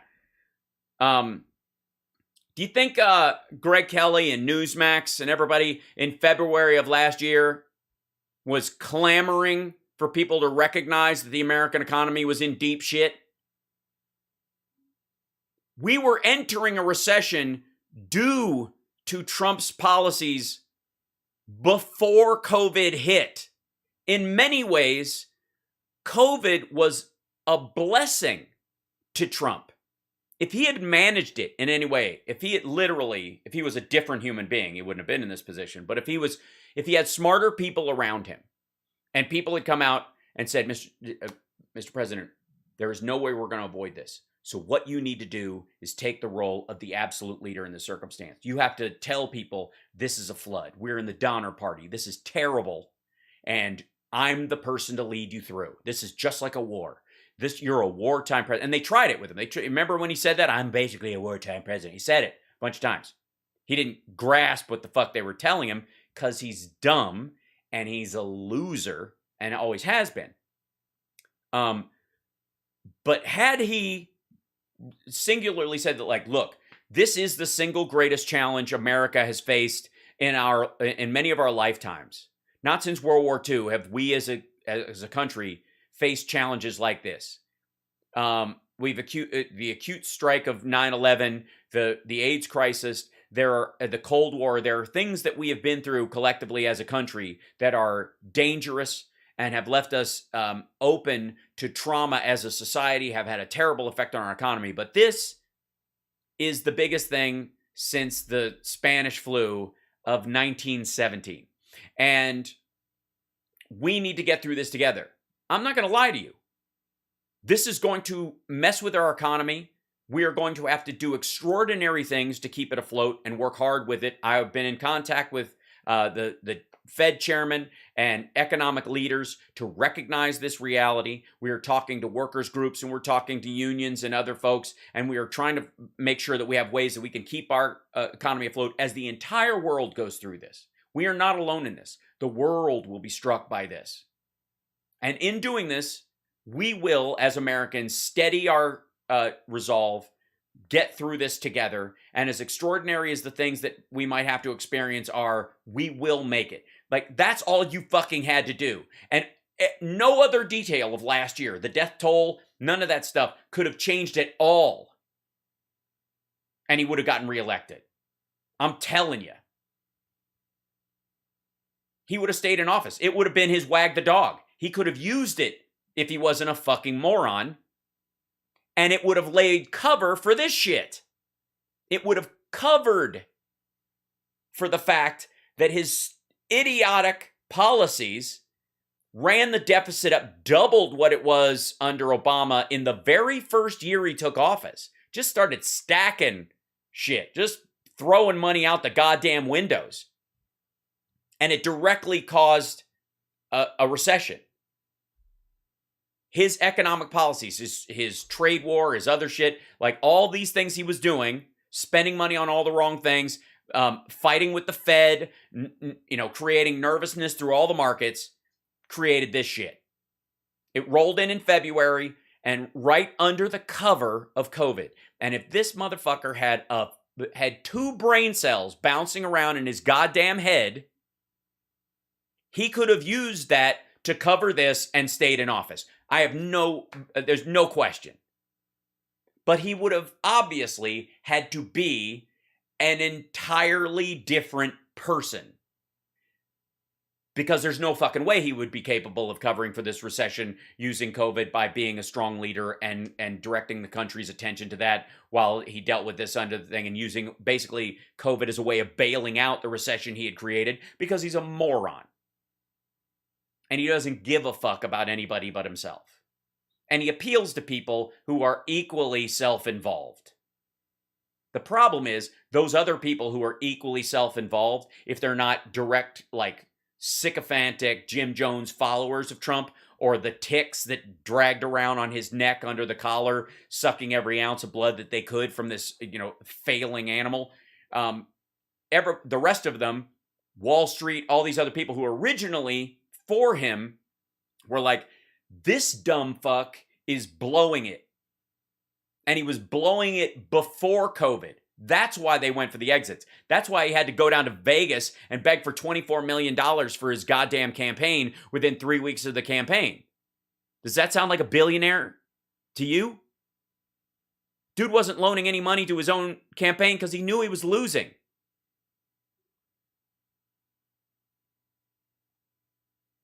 So the idea that somehow, and by the way, we would have, when Biden got in, without COVID, we would still have to deal with this shit. Right? If there hadn't been COVID, if it had not happened when it happened, this recession would have ground on all last year. He would have tried everything he could to keep priming the pump, but he'd already used up everything he could with tax breaks and other shit that you normally do when you're heading into a recession to ease it. He was warring with the fucking Fed. They were telling him this was a problem, but he's too stupid to actually recognize it. And if COVID had not happened, this would have been what the election would have been about last year. P.S. he still would have lost because he would have ignored the recession. We would have all been feeling it, and he would have shown how out of touch, what an out of touch golf magnate asshole he is.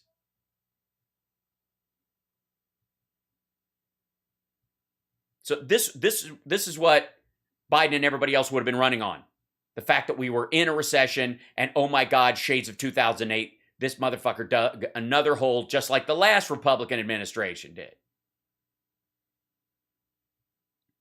And this didn't go away just because of COVID. The priming of the pump helped. The emergency stimulus helped. The UI helped. Americans have more savings than they have ever had. That's partly why inflation is going up, because they can afford to buy shit. One of the reasons why there's such backups at all the ports is because Americans are buying a lot of shit. People have decided to finally buy all that lawn furniture and the new couch and get a new TV set and all that shit with their stimmy because they recognize, oh, my job's coming back. I didn't need to eat this fucking money. I'm not going to die, so I'll do it for some creature comforts. And that helps to gas up the economy as well. But it's also going to lead to a certain amount of inflation. They're also traveling like they never did before. Fucking planes were idled this time last year.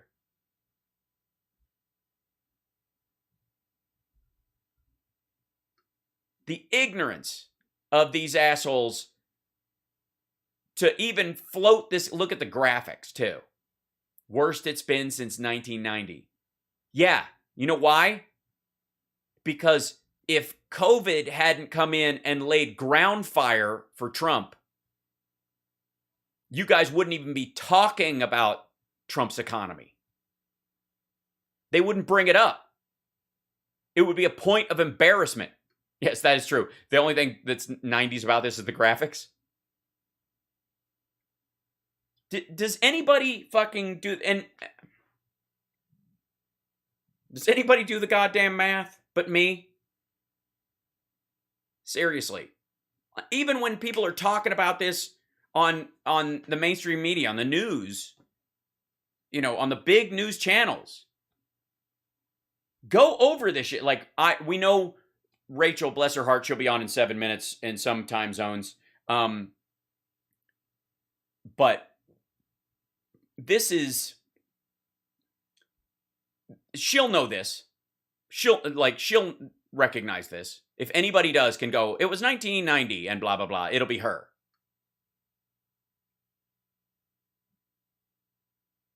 How is housing included in the inflation rate? No, because rents aren't going up precipitously like that. There's a supply problem with housing, not a demand problem.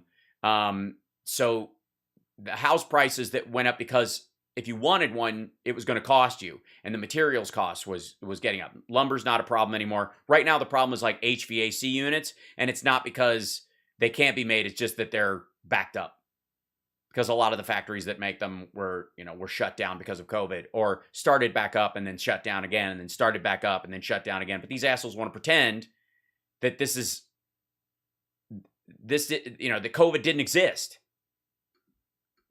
An increase since September. This is bad stuff. And when it comes to the fine print in this crazy infrastructure bill, did you know this? I mean, we're still finding out stuff that's inside. They want to make every car made in the USA by 2026 to have a little gadget to find out if you were drinking and driving.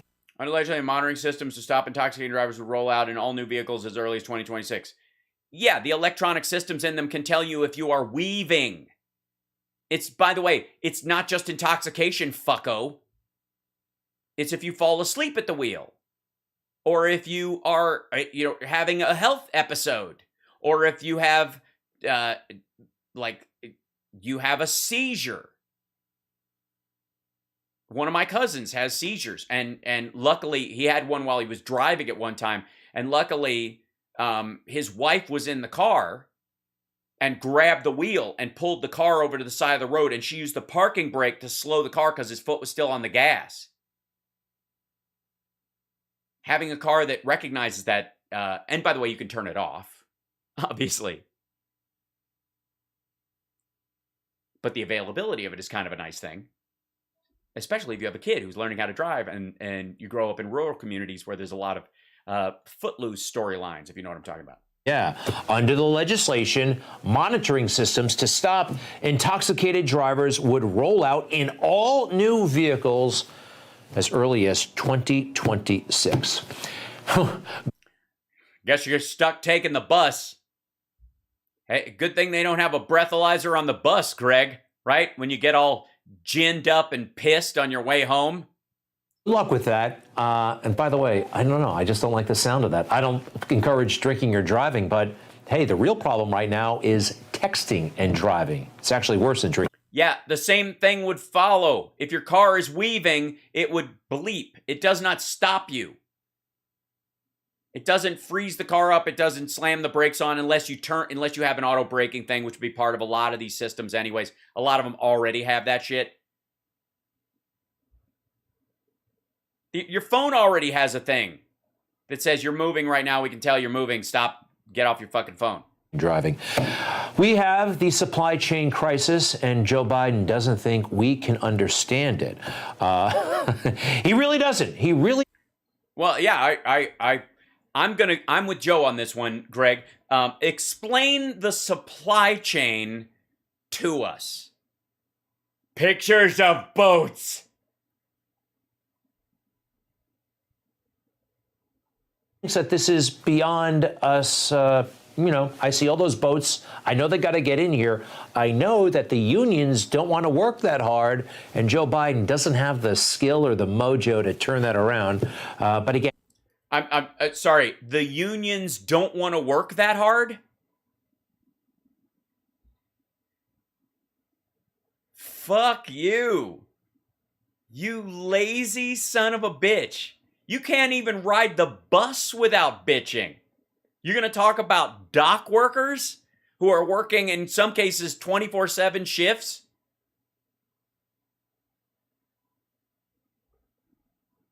And by the way, you didn't explain it to us, though.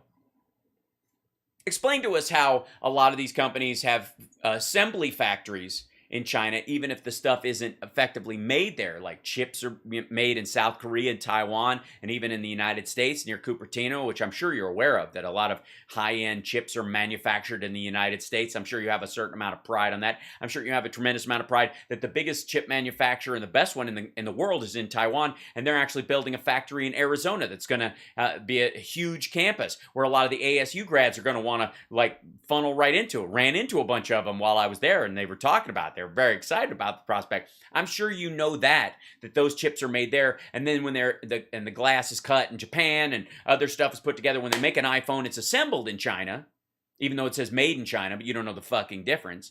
But that when it's assembled, it's got to be boxed up, and then it's got to be sent in a crate someplace across land, and then onto a boat, and then that boat has to come here, has to be unloaded, and then they got to fill the containers back up before they return the boat back, and those containers can be refilled and that kind of stuff. And oh, by the way, the boxes that most iPhones are put in are made in Eastern Europe, and therefore the phones are often packaged in pallets sent to Eastern Europe, where they are put in boxes and then shipped. Yeah. But I'm sure that all along those ways, like Biden is just in between. Like he flies over to Taiwan and he keeps kicking the cord out of the chip machine, and then he goes to Japan where they're trying to, they're cutting the glass for the screens on the iPhone. And he just keeps bumping into people while they're trying to fucking work. And then he goes down to China and then cuts all the nets out of the Foxconn facility so people can jump out and land on the ground. They don't have enough workers right now because of suicides and COVID. Break it down for us. He doesn't think we understand. If we were all going out and having lunch together, and I said, let's ask whoever's in the next table, no matter what restaurant we're in, have them explain the supply chain to us. Mm-hmm. If they understand what we're talking about, they're smart people. But supply chain, well, why is everything backed up? Well, it's backed up because the people who supply the materials that end up being on our kitchen table or in our life, guess what? They're closed those plants because they have COVID. They're not, and so it's a complicated world. Oh, so complicated. Yes, smart people. Yeah, he's right. By the way, all snide shit aside, oftentimes, if you'll recall, if I make an assertion, I will go show the basis for my assertion, and I'm willing to be wrong. I rarely am. But when I am, I'll admit to it. But most of it, even when I pull up an example like this, it's because I know for a fact there are dozens of similar examples. I'm just using one as a primary so I can get my point across. But I don't have a team of people here, Greg. I don't have a bunch of people grabbing graphics for me at the beginning of the show. You know, we're going to bring up this thing. We're going to talk about the supply chain. Maybe we bring up some of the economic impact and the inflation. We should bring up some of the stuff about the 90s for context. We should bring up something about the recession, you know, under Trump that started. We should bring up something about the supply chain its fucking self. No. You know what? Just leave a picture of Biden frozen in the middle of a question so he looks confused, and I'll just say something snide, and everybody will just buy it because everybody who watches Newsmax is a fucking tool. But they're simple. They can't understand that. What's amusing is he didn't say they were simple, fucko. He said it's complicated. Even smart people have a hard time understanding it. listening to him try to explain it. Now, he refined it. They had to sit down Joe and really explain it to him, and he got a little bit better at explaining it. He gave it another shot today. These supply chains are complex. Even products as simple as a pencil can have to use the wood from Brazil, graphite from India, before it comes together at a factory in the United States to get a pencil. Sounds silly, but that's literally how it happens. Let me see. India, Brazil, factory in the United States, actually China. I think I... No. Hold on one second.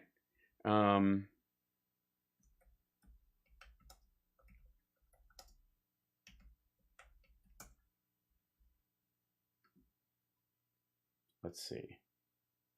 Let's see.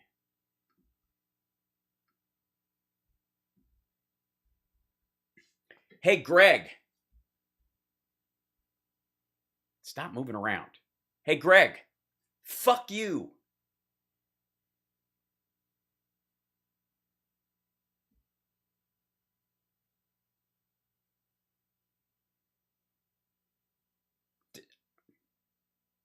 Do they not even fucking bother? He wants to make this little cheap shot. Again, cradling the CCP's nuts, making it like China has one up on us every fucking... It's just gross. Have a little fucking respect. How a 104-year-old pencil factory in Tennessee has survived despite decades of overseas competition. Musgrave Pencil Company. And that's not the only one, by the way. There's others, too. China. Listen to this prick. Listen to this shit. Hold on. Brazil, factory in the United States, actually China. I think I can kind of... I'm sorry, what? Sorry, let's see. There you go. General Pencil Company Incorporated. God bless them. Great company. Since 1889.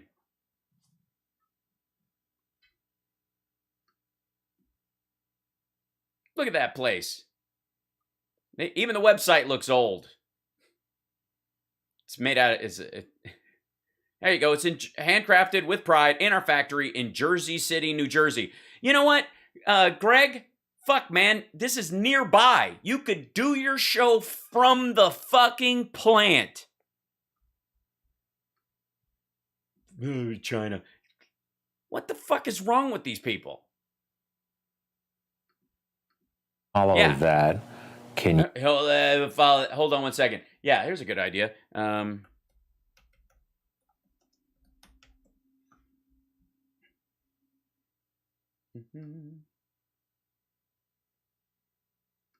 There's you go. Ticonderoga.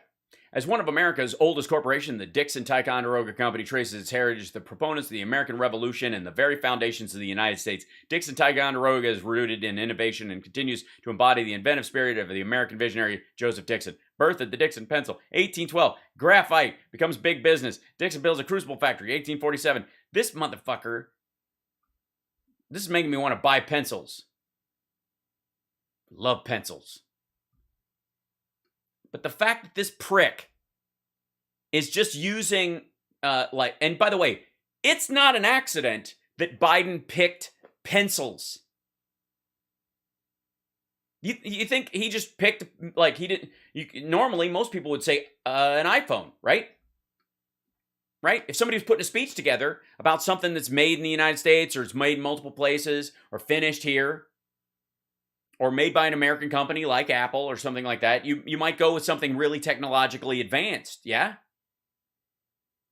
But he picked pencils. Why? Because 3 of the oldest pencil manufacturers in America date back to the Revolutionary War, and they've been here ever like, these assholes. Oh, God, it's just gross. It's just, look at this prick. It's just gross. They cannot pass up an opportunity to shit on this country. All while patting themselves on the back for being patriots. Joe, we know what's going on. This is where you... No, you fucking don't. Because apparently you think pencils in America are made in China.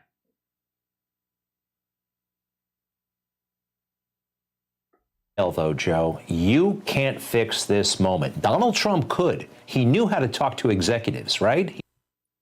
Oh yeah? Did he? Hey, where's all those Walmart parking lot vaccine centers with soldiers in green fatigues giving people shots?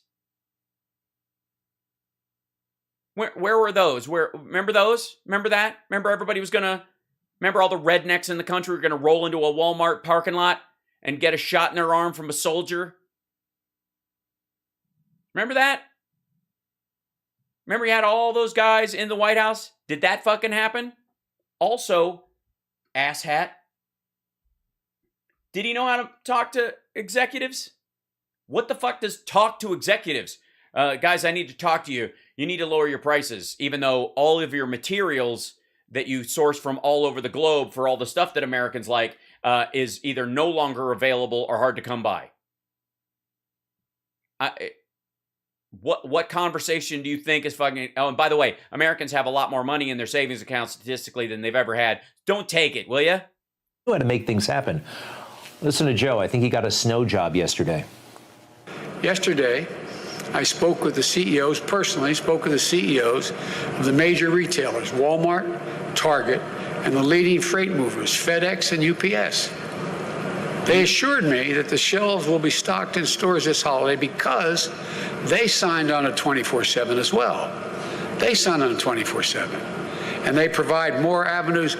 They're getting more of their containers off the ports quicker. Oh, wow. They assured you, Joe, everything is fine. Well, we still have human beings who work for unions unloading those ships. Jesus Christ. Dude cannot pass up shitting on Americans either. They unload boats like giant shipping containers for a living.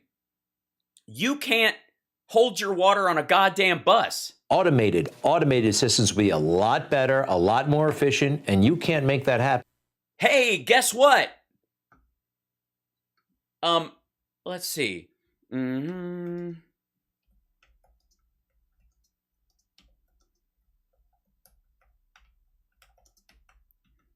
Wait for it.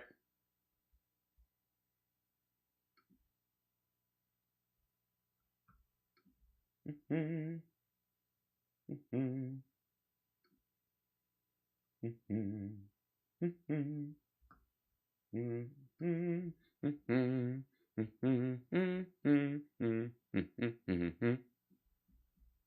don't know what the fuck this is. A view of a port from a car. Or you won't make that happen because the unions own you. All right, it's another problem we have on our hands, of course. Gas prices and the Biden administration, they literally laugh at the idea that they could do anything to help us. Oh, this is the Jennifer Granholm thing. She's laughing at the idea that she has a magic wand that will make this change. In Sturgis, Michigan, it is $2.89 a gallon. I guess that's better than in California. What is the Granholm plan to increase oil production in America? Oh my God, that is hilarious. Would that I had the magic wand on this. As you know, of course, oil is a global market. It is controlled by a cartel. That cartel is called OPEC, and they made a decision yesterday that they were not going to increase beyond what they were already planning.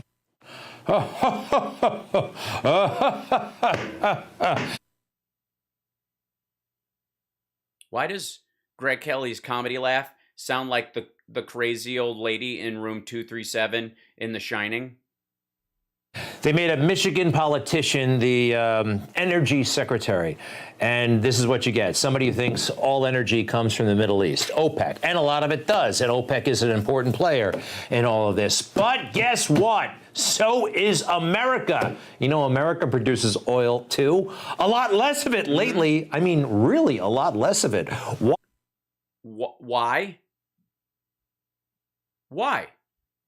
Why are oil producers in the United States currently producing less? I mean, if he goes to Keystone Pipeline, which is Canadian shale oil, we've talked about this bullshit. If we're talking about what Americans, American companies are producing, what the fuck happened between now and January where they're not producing more? Why would they produce less?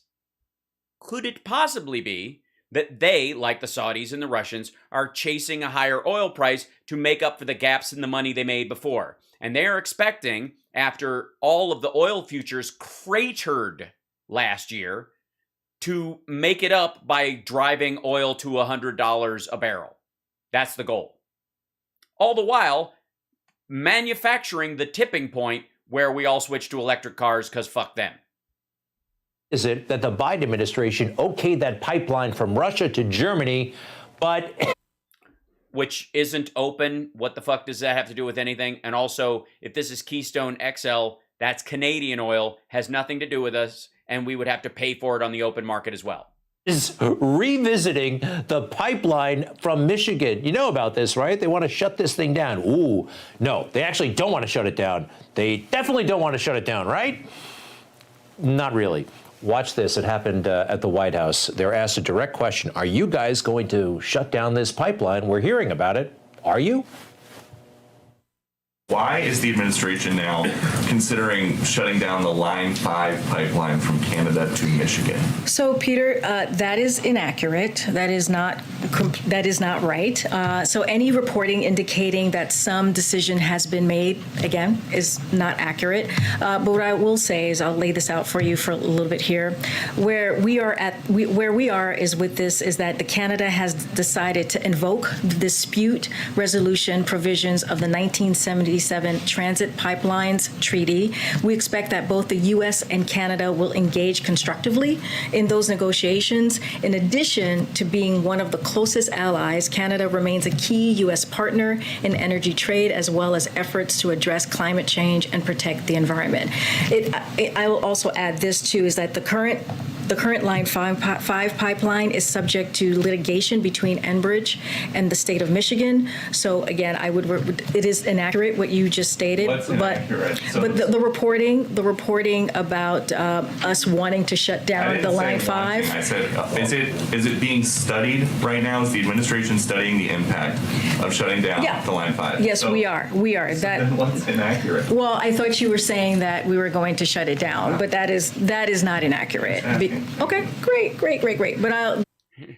But yes, studying the impact of a pipeline no longer working or no longer being operational because Canada wants to shut it off and they're in litigation with the state of Michigan is something the administration would have to do to study how much oil we get from that, how much we're getting. Is there an impact to the environment, that there's a benefit of getting the oil some other way other than the pipeline?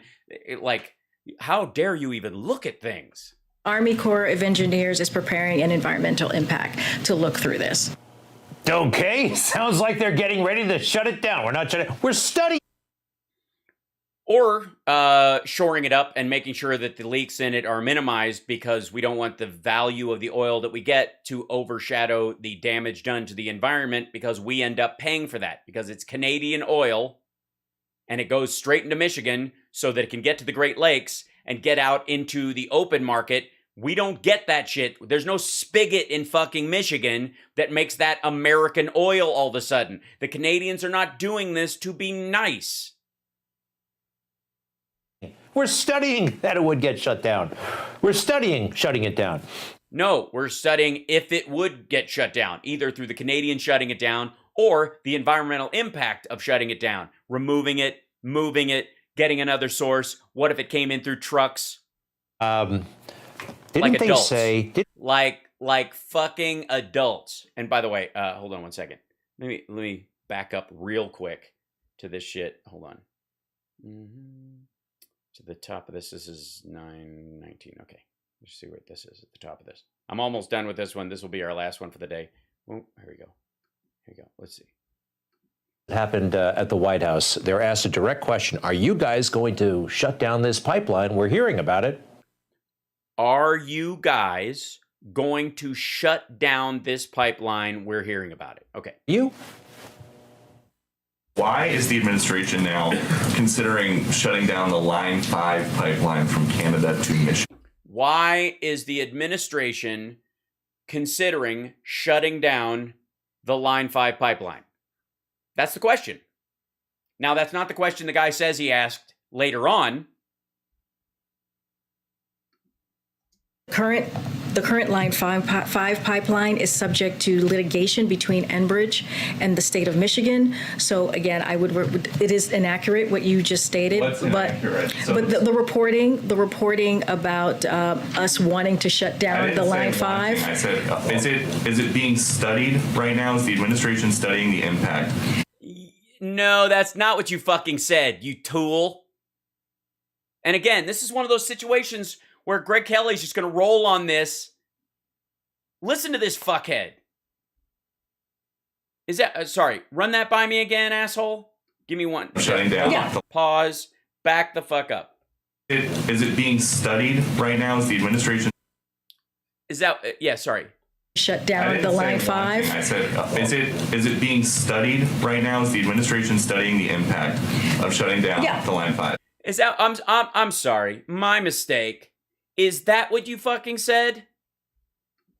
Are you guys going to shut down this pipeline? We're hearing about it. Are you?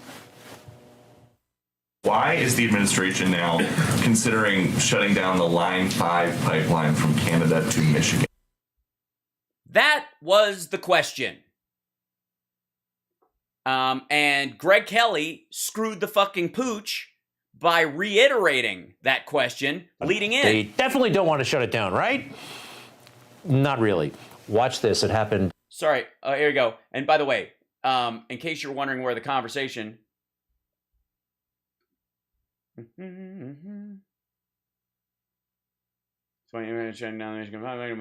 we go. This is, Fox News. Fox News is reshaping this entire argument the same way. Let's see. Enbridge, White House, U.S. is not considering shutting down Enbridge's pipeline. Just in case. Pretty direct. November 9th. No, they are not. They are doing an environmental impact study.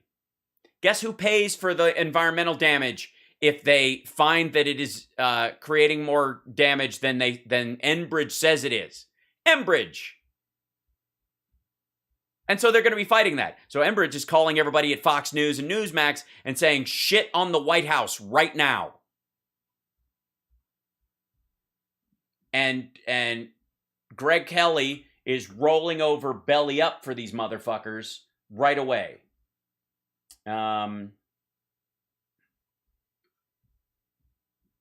Every day, 23 million gallons of oil flow through two aging pipelines in the heart of the Great Lakes. In the heart of the Great Lakes. See these fuckers? See that? See this stuff right here? See all this stuff that millions of people drink and bathe in? See these two fucking things? See where that is? That's what they're talking about.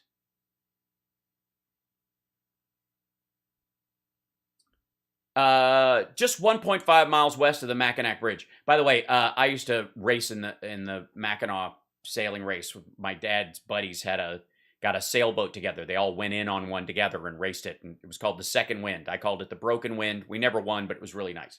Constructed during the Eisenhower administration in 1953. So, state of the fucking art. The two 20-inch diameter Line 5 pipelines owned by Canadian company Enbridge Incorporated, owned by a Canadian company. For all those Canadian first Americans. Lie exposed at the bottom of the Straits of Mackinac, a busy shipping channel. Enbridge's pipelines, which run about 1,000 feet apart at depths ranging from 100 to 270 feet, have laid at the bottom of the straits for more than 6 decades. Enbridge installed several support structures under the pipelines in 2006 and again in 2010 and 2018, following the company's oil spill in the Kalamazoo River. Is Kalamazoo in Canada? Asking for a friend who doesn't know where Michigan is. The nation's largest ever land-based oil spill. That's right. The nation's largest ever oil spill came from Enbridge and had to do with these pipelines. Now, hundreds of supports elevate 3 miles of pipeline off the lake bed into the turbulent current. This design was never approved and makes the pipeline unsafe.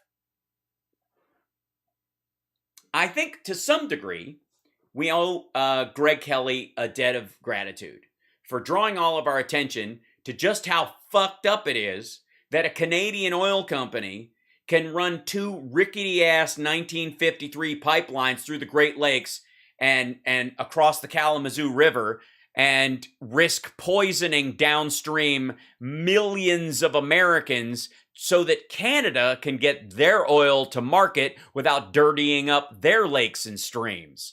Get fucked. By the way, I'd like to say thank you to Michigan for all you've given us. Michigan gave us Motown, gave us Motown, gave us the Mustang.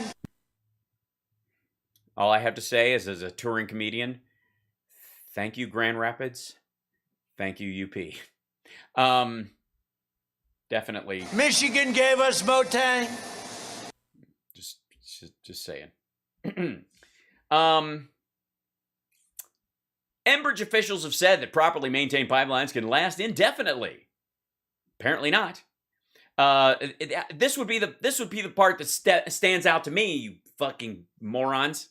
Properly maintained. Properly maintained is not fix it whenever you get caught or a major fuck up happens. That's not proper maintenance. I'm just saying. All right.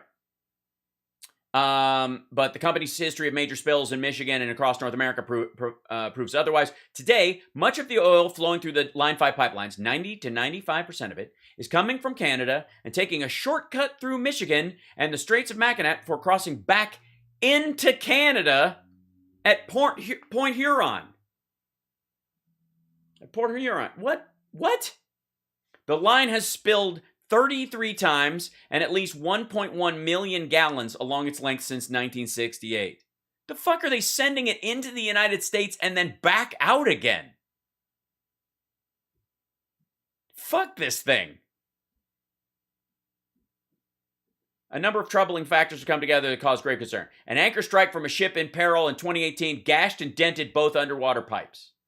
Enbridge contractor severely damaged pipeline supports in 2019, but all Enbridge safety measures missed the damage, which wasn't even discovered until June 2020, at which point the pipeline was temporarily shut down to inspect the damage, subsequently reopened. The tarnished safety record of Enbridge Incorporated, the Canadian company that operates the pipeline, including the largest inland oil spill, when its line 6B spilled 1.1 million gallons of tar sands bitumen into the Kalamazoo River in 2010. There are ongoing issues of compliance, the age, location, and questionable condition of the pipeline, and increasing the volume and pressure of fluids moving through the pipeline. So they're overdoing, they're over throttling it to get more oil to market right now. And here's this is the big one. This is the big fuck you, Greg Kelly. Can everybody read this? Hold on, let me blow this shit up for you, if I may. Line 5 is a shortcut for Canada's benefit with less than 5 to 10% of the product used in Michigan. So let me get this right. We need to soil the Great Lakes and cause oil spills in the Kalamazoo River, which a lot of people in Michigan, it's not like Michigan drinking water has had issues in the past, get their water from. We need to do that so we can get 5 to 10% of what's going through a pipeline that Canada keeps mostly for itself and sends back out in the market and sells at whatever the market rate is. They don't cut us any fucking slack. They don't give us a deal. Where's the America First in this? Seriously, what's America First about this? I'm pretty sure if we want 5 to 10% of the oil that Enbridge produces from those that would go through that pipeline, we can fucking buy it and not have to endanger our aquifers in the process. But again, this is, look at this asshole. Smug as a bug in a fucking rug. Michigan? Question mark. This is a Canadian fucking pipeline. We don't need it. It does not materially lower the cost of energy in the United States at all. And where else, ladies and gentlemen, besides this very show, are you going to find this depth of understanding about these kind of issues? Where are you going to get somebody who can that quickly, without violating the terms of service on multiple video sites, whip out his nuts and place them on this guy's forehead so succinctly, sweetly, and swiftly? I'm just saying, like and subscribe, give a thumbs up, especially if you're a troll, you might fucking learn something. And if you really are an America First, you like America First, do you? Do you really fucking like America First? Do you really believe in America First? Then why would you sell out two of our greatest sources of water in the country for 5 to 10% of Canadian tar sands shale oil that sucks and enriches Canada? The fuck is wrong with you? How in the world is that anywhere close to being America First? What the fuck are you talking about?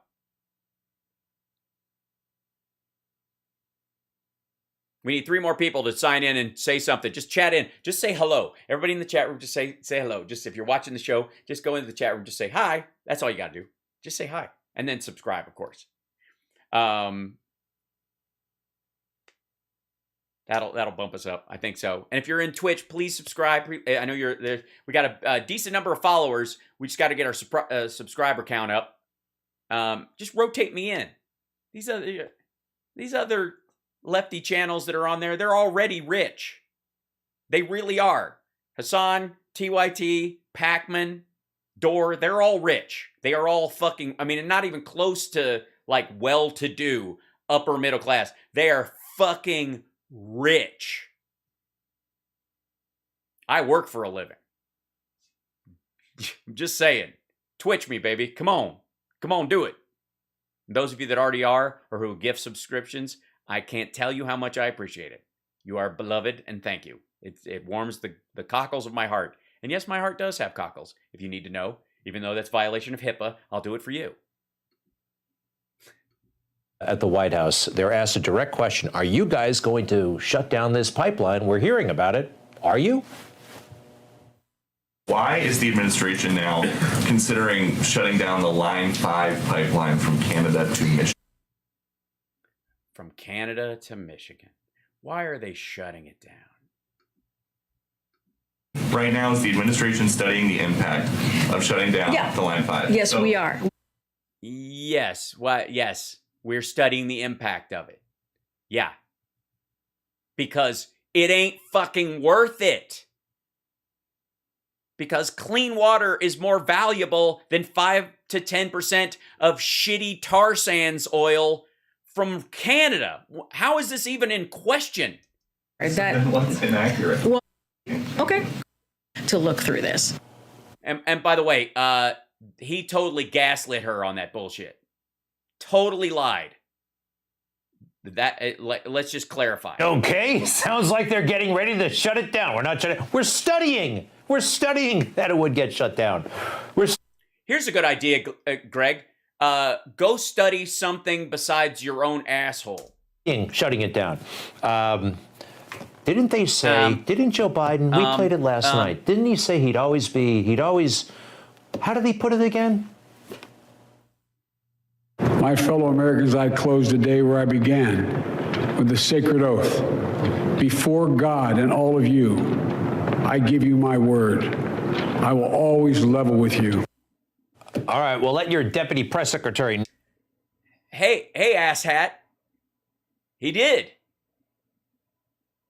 Now it's up to you, Greg Kelly. Greg, I know you see these clips. I know you're probably on the bus right now, hate watching this on your phone.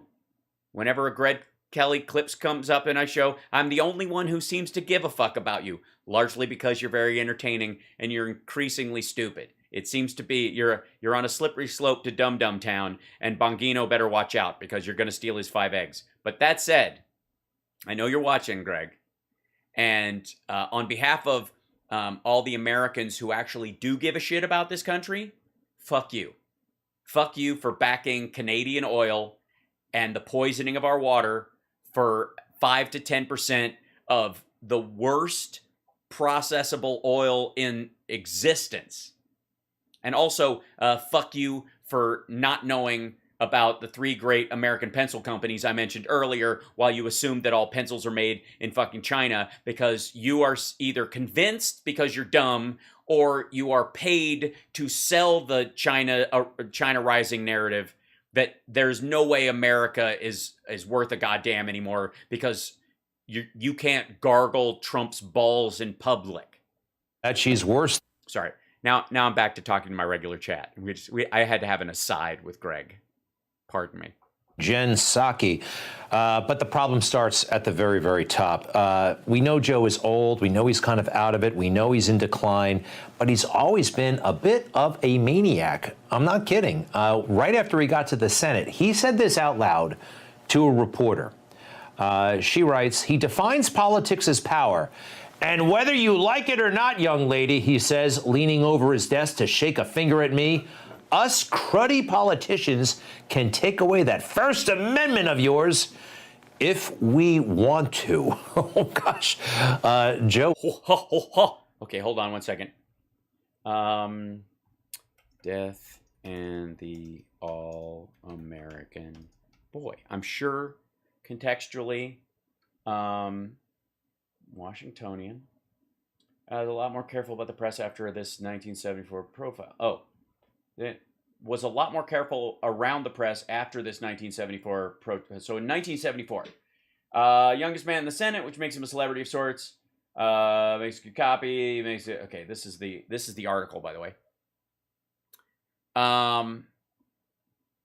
Suddenly, this handsome young man struck down in a moment of glory was prey to scores of hungry reporters clamoring to write soul-searching stories. According to his staff, he was hounded for weeks by the media. It was awful in the beginning. A few weeks after Nelia's death, we got a call from Sally Quinn of the Post. She wanted to do a story on the senator as Washington's most eligible bachelor. Naturally, we said no, but it wasn't easy because she kept calling all the time. She wasn't the only one. Women's Wear Daily called morning, noon, and night. So did every female magazine in the country. They all wanted to write some sort of Weeping Willow story on him, and he knew it. So he told us to refuse all press calls. Biden wouldn't even talk to journalists like the Post David Broder, and he wouldn't appear on the Today Show or Face the Nation or meet the press. Although time has softened the pain of those early months in the Senate, Biden's staff still protects him. The few reporters admitted in the past 18 months have been asked to concentrate on Joe Biden, senator, rather than Joe Biden, the tragic figure. But the combination of youth, death, and Kennedy-style upset victory continues to fascinate the press. Let's see, where was this? Okay, Biden had a little time to savor his victory the week before Christmas. Putting staff together, his wife, baby daughter, and 2 young sons were driving home on the highway west of Wilmington after shopping for Christmas tree when a hay truck hit their station wagon. The car was thrown over an embankment, and Biden's wife and daughter were killed. The sons lived. 4-year-old Joseph, known to the family as Bo, was in traction for weeks. 2-year-old Hunt was hospitalized with a serious head injury. By the way, head trauma is related to impulse control and later, criminal issues in life. That's one of the things that science has grown over time. Had they treated it earlier, he may not have had his drug-related problems. Or if he had, it might have been easier for him to get out of it in an early time. Serious head trauma is always an ongoing issue with impulse control. Biden was devastated. Let's see, that was more than a year ago, the time of the Senate there. He said he would resign if the Senate duties took too much time away from his son. They can always get another senator, but my boys cannot get another father. Let's see, where is this? Well, it's a good senator. Nearly the beautiful blonde at college. Greatest Alice series lover. My wife had brains in the campaign. Absolutely brilliant. I'm smart, but Nelia was 10 times smarter. She had the best political sense of anybody in the world. She always knew the right thing to do. Let me show you a picture of her. He said, holding up a snapshot of Nelia in a bikini. She had the best body of any woman I ever saw. She looks like a Playboy bunny, doesn't she? That's Joe. Let's see. Says, the kids campaign. Some detractors accuse him of surrounding himself with widowers' weeds. It doesn't matter the kind of guy he likes. Let's see. In between type. No illusions about why I'm such a hot commodity either. I'm the youngest man in the Senate. I'm also a victim of a tragic fate, which makes me very newsworthy. I'm sure that's why I get so many invitations all the time. I don't accept them, and most people understand why. Rose Kennedy is always calling me to come to dinner. She's invited me at least 10 times, and I've only gone once. Most guys would kill to get invitations like that, but I don't accept them because I like to be with my children as much as possible. He sounds like a monster. 10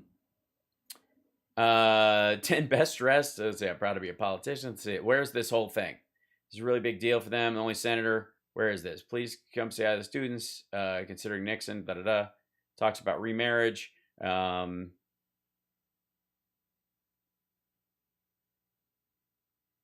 This is all about like whether or not he's going to get remarried after his wife died.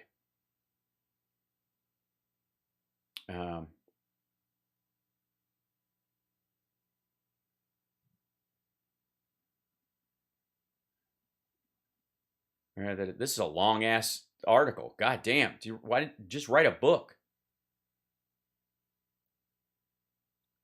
No buns about saying underpay 40,000. They said equate the family with the man in spite of endorsements. Blah blah blah. Where the fuck is this? God damn. This is not working, Greg. The more I read this, the more I like the guy. Joe. By the way, this is a sentence from the very same article. Can I blow this up for a second? Shit. Where was that? Did it slide down and up? Hold on. There it is. Joe Biden reeks of decency. That's also, you didn't use that? Greg, why didn't you use that quote? But he is beginning to realize how hard it is to be innovative. My kids are going to talk about me 15 years from now as being a member of the House of Lords if the Senate keeps going the way it is today. There used to be great senators who really made a difference, men like Patrick Henry, Daniel Webster, and Henry Clay. But the system is so totally warped now that I doubt that I could change things. We don't have any of those great men anymore. There's still a few guys you could trust. Is this one of... this is going to be the area where he says we could take it away from you. And that's his concern. Biden resents being called the bright young liberal of the new left. I hate that picture. I don't care about how the damn Americans of Democratic Action rates me. Those ADA ratings get us in such trouble that a lot of us sit around thinking ways to vote conservative so you just don't come up with a liberal rating. When it comes to civil rights and civil liberties, I'm liberal, but that's it. I'm really quite conservative on most other issues. My wife said I was the most socially conservative man she'd ever known. I'm a screaming liberal when it comes to senior citizens because I really think they're getting screwed. I'm a liberal on health care because I believe it's a birthright of every human being, not just some damn privilege to be meted out to a few people. Shit, no wonder he was the guy who was trying to shepherd through the ADA with Obama. Assuming the moment I was there, where the fuck is this quote? I'd vote for him for president. People say Joe's going to be president someday, which his sister Valerie says we will all get a chance one of these days. Joey's going to be president someday. He was made to be in the White House. There is no one else who can lead the country. Just you wait and see. She believes her brother is another John F. Kennedy, and she's not alone. Yeah. Biden knows what he's doing and where he's going. Kennedy pussyfooted around that age. I would prefer Biden style to the JFK cat and mouse. That's just 640. Biden dismisses. Where the fuck was this weird quote? Because that's this article, Death in the All-American Boy. Is this something when he originally, off the beginning, Where the fuck is, like, you're going to pick, let's see, like, yeah, I can't find it. I'm sure it's in there. Nelia was my very best friend, my greatest ally, my sensuous lover. The longer we lived together, the more we enjoyed everything from sex to sports. Most guys don't really know what I lost because they never know what I had. Our marriage was sensational. It was exceptional. And now that I look around at my friends and colleagues, I know more than ever how phenomenal it really was. When you lose something like that, you lose a part of yourself that you will never get back again.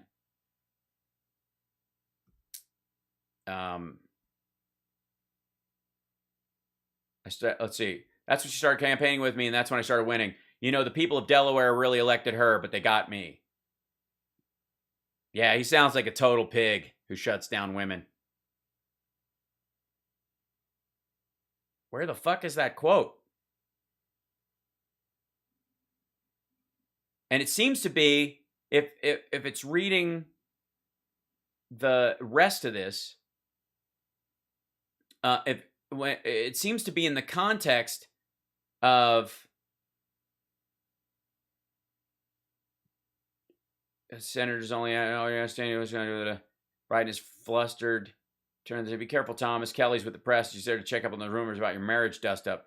Ooh, Biden tells him a joke with an ending to make money line, asks him to be off the record. Later, she talks about remarriage. I do indeed want to get married again. I hate the image of a gay bachelor about town. It's just not my style. I'm not a womanizer. I would like very much to fall in love and be married again because basically I'm a family man. I want to find a woman to adore me again. As ever, we all do. Despite the rumors around town, I can look you straight in the eye. There's no future plans. Yeah, I'm not finding it.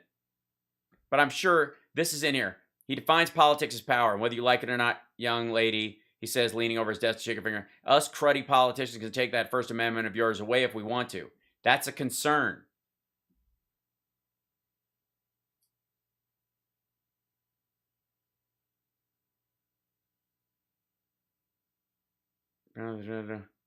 I'm looking for this. I'm scanning and not, let's see.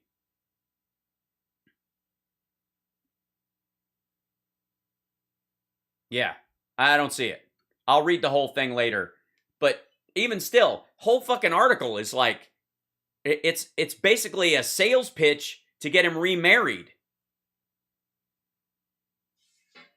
Whether you like it or not. Yeah, that was the problem. And he was arguing that there were a lot of shitheels in the Senate and then the House at the time.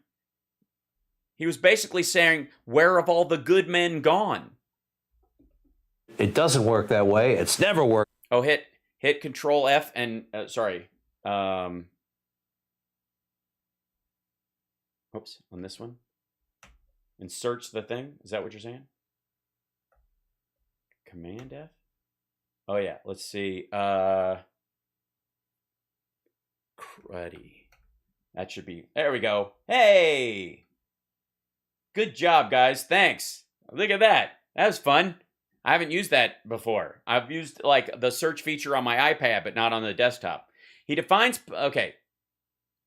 I'm proud to be a politician. There is no other walk of life which can do more good for mankind than politics. It influences everything that happens to the American people. You might think I'm off the wall when I say this, but I believe what Plato said 2,000 years ago. The penalty good men pay for not becoming involved in politics is being governed by men worse than themselves. Oh my God, how prescient that is.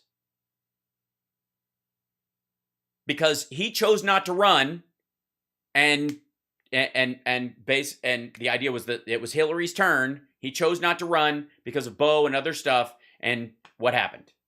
Trump ran. I mean, it's basically the penalty good men pay for not becoming involved in politics is being governed by men worse than themselves. He defines politics as power. And whether you're not like it or not, young lady, he says, leaning over his desk to shake a finger at me, us cruddy politicians can take away the First Amendment of yours if we want to. There's no time to pursue the point. Biden is summoned to the floor to vote. On the way over the Capitol, he channels the conversation away from politics, talking about the family. This is really a big deal. Yeah, he's saying this. Us cruddy politicians can take that First Amendment away from you if we want to. That's what he's saying. You can't let assholes get elected. He was warning you about the Trumps of the world. That's clearly the context of what he's talking about there. Not that Greg Kelly gives a rat's ass. Politics does give people power. And someone like Trump, more emboldened and, obviously not with water on the brain, would go for that if they absolutely could. What do you think he was doing? He called the press the enemy of the fucking people. That's what Trump ran on. Fake news. They're the enemy of the people. Where do you think that naturally goes to if that asshole gets another term or tries to stay in for a third?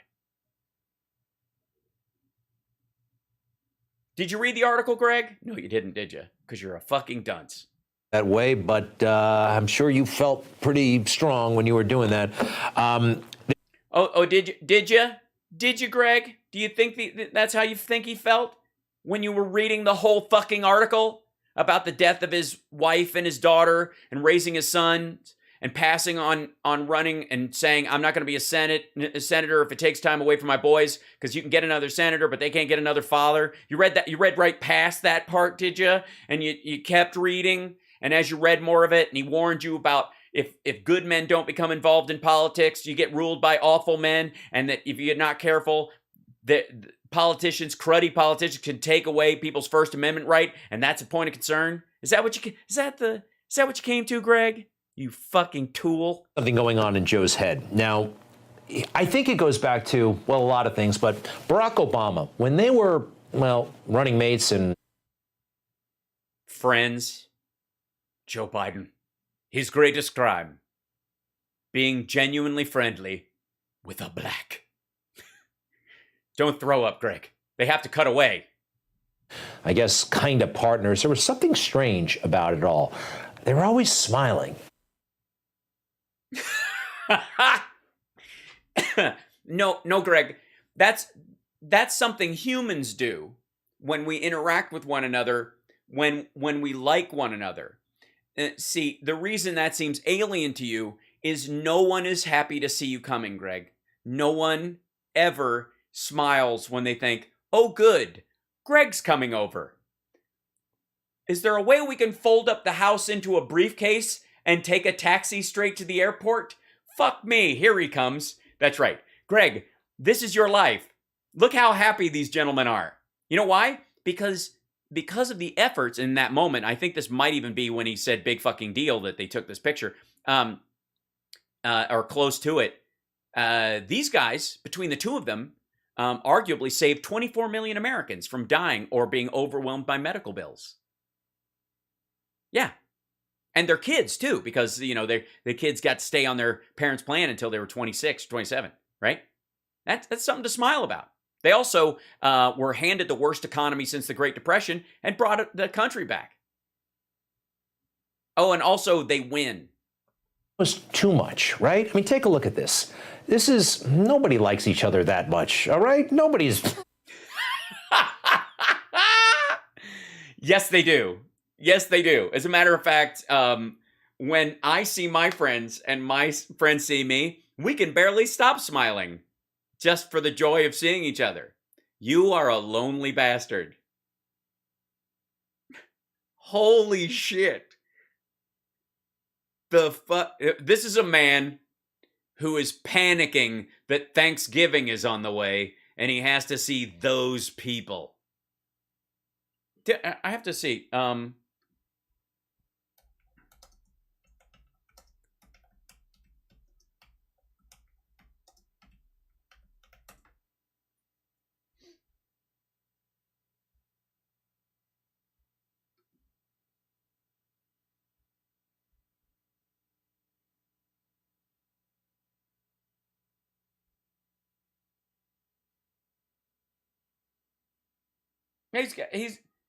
Greg Kelly has a daughter who's about a year old, and he's married. I think I know what the problem is. Yeah. Here it is. This is Greg Kelly is a year older than I am and an inch shorter. Not including our puffed up hair. If either one of us actually adds some height with our hair, I don't think that counts. Nobody likes each other. And this is a man whose wife can't stand the sight of him. Oh, yeah. No. So this is a man who's coming home to a newborn. And, yeah. And I've never seen any, like, the posters or the pictures he posts. Like, none of them, he's not smiling in any of them. He's always a miserable son of a bitch. Oh, and by the way, this is pretty great. Where is it? Kelly is married to Judith Gray, a creative director in advertising. The duo met after 2 months of online dating, and after almost 3 years of dating, they exchanged their marriage vows in 2017 at New York's University Club with his former Fox 5 colleagues Scotto Mike Woods and Inez Rosales. At the University Club? You got married at the fucking University Club? Whatever happened to church, Greg? You can't set foot in one? Is that the problem? Nobody's that funny. Fuck you. Yeah, I am. Actually, not only am I that funny, but so are you, Greg. You don't know it, but you're goddamn hilarious. Some people are funny on purpose. Some people are funny on accident. And I think we're about even. I'm an inch taller than you, so maybe I got a little bit of a... Yeah. I think they were turning it on for the cameras because Joe secretly seethed that he wasn't the president. You know, he ran in 2008. And consider this. Joe Biden, when he was elected to the Senate... He's secret... By the way, if anybody knows anything about secretly seething, it's Greg Kelly. Obama was in Hawaii and he was just 11 years old. Yet somehow, Joe Biden is Obama's second in command. I know he didn't like that. You do realize how old Dick Cheney was, right? No? Then no? And people saw him in the White House and they knew he felt frozen out sometimes. Like, I have all this skill. I've been around for all these years. This guy just got here. He's president. It doesn't make sense. By the way, this is how Greg Kelly feels about Rob, the guy who runs the morning show, and how he also feels about Grant Stankfield, and how he also feels about Bongino, I suppose. Well, look at the frozen frame right now of Greg Kelly. Can you imagine being this miserable and unwanted? It's one of the reasons why he's trying to jam all these ridiculous programs through. He doesn't have much time. He wants to show that he was better than Obama, and he's trying to... Yes, he doesn't have that much time. He wants to show he's better than Obama because he wants to be the most popular dead guy ever. You know, it's who else is that kind of a narcissist? The FDR, Franklin Delano Roosevelt, massive New Deal. Hey, Joe, you're not FDR. No, he is clearly not. He's not going to try and do 4 terms. Legislation, that kind of stuff. It's not going to happen. Unfortunately for him and for us, he's on track to being even worse than Jimmy Carter. Sorry, wait. For the record, don't Republicans fucking hate FDR for getting this shit passed through? And if he's on track to be better, I think he's already surpassed it. Yeah, let's see. Jobs added by president. Number of jobs creating U.S. terms. There we go. Yeah,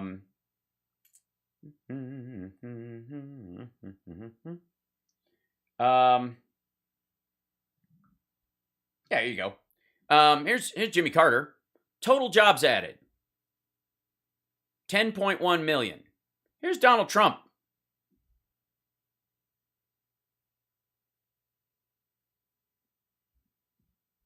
Jimmy Carter. Donald Trump. Oh, by the way, Barack Obama. Ooh, but look at this. Laying pipe.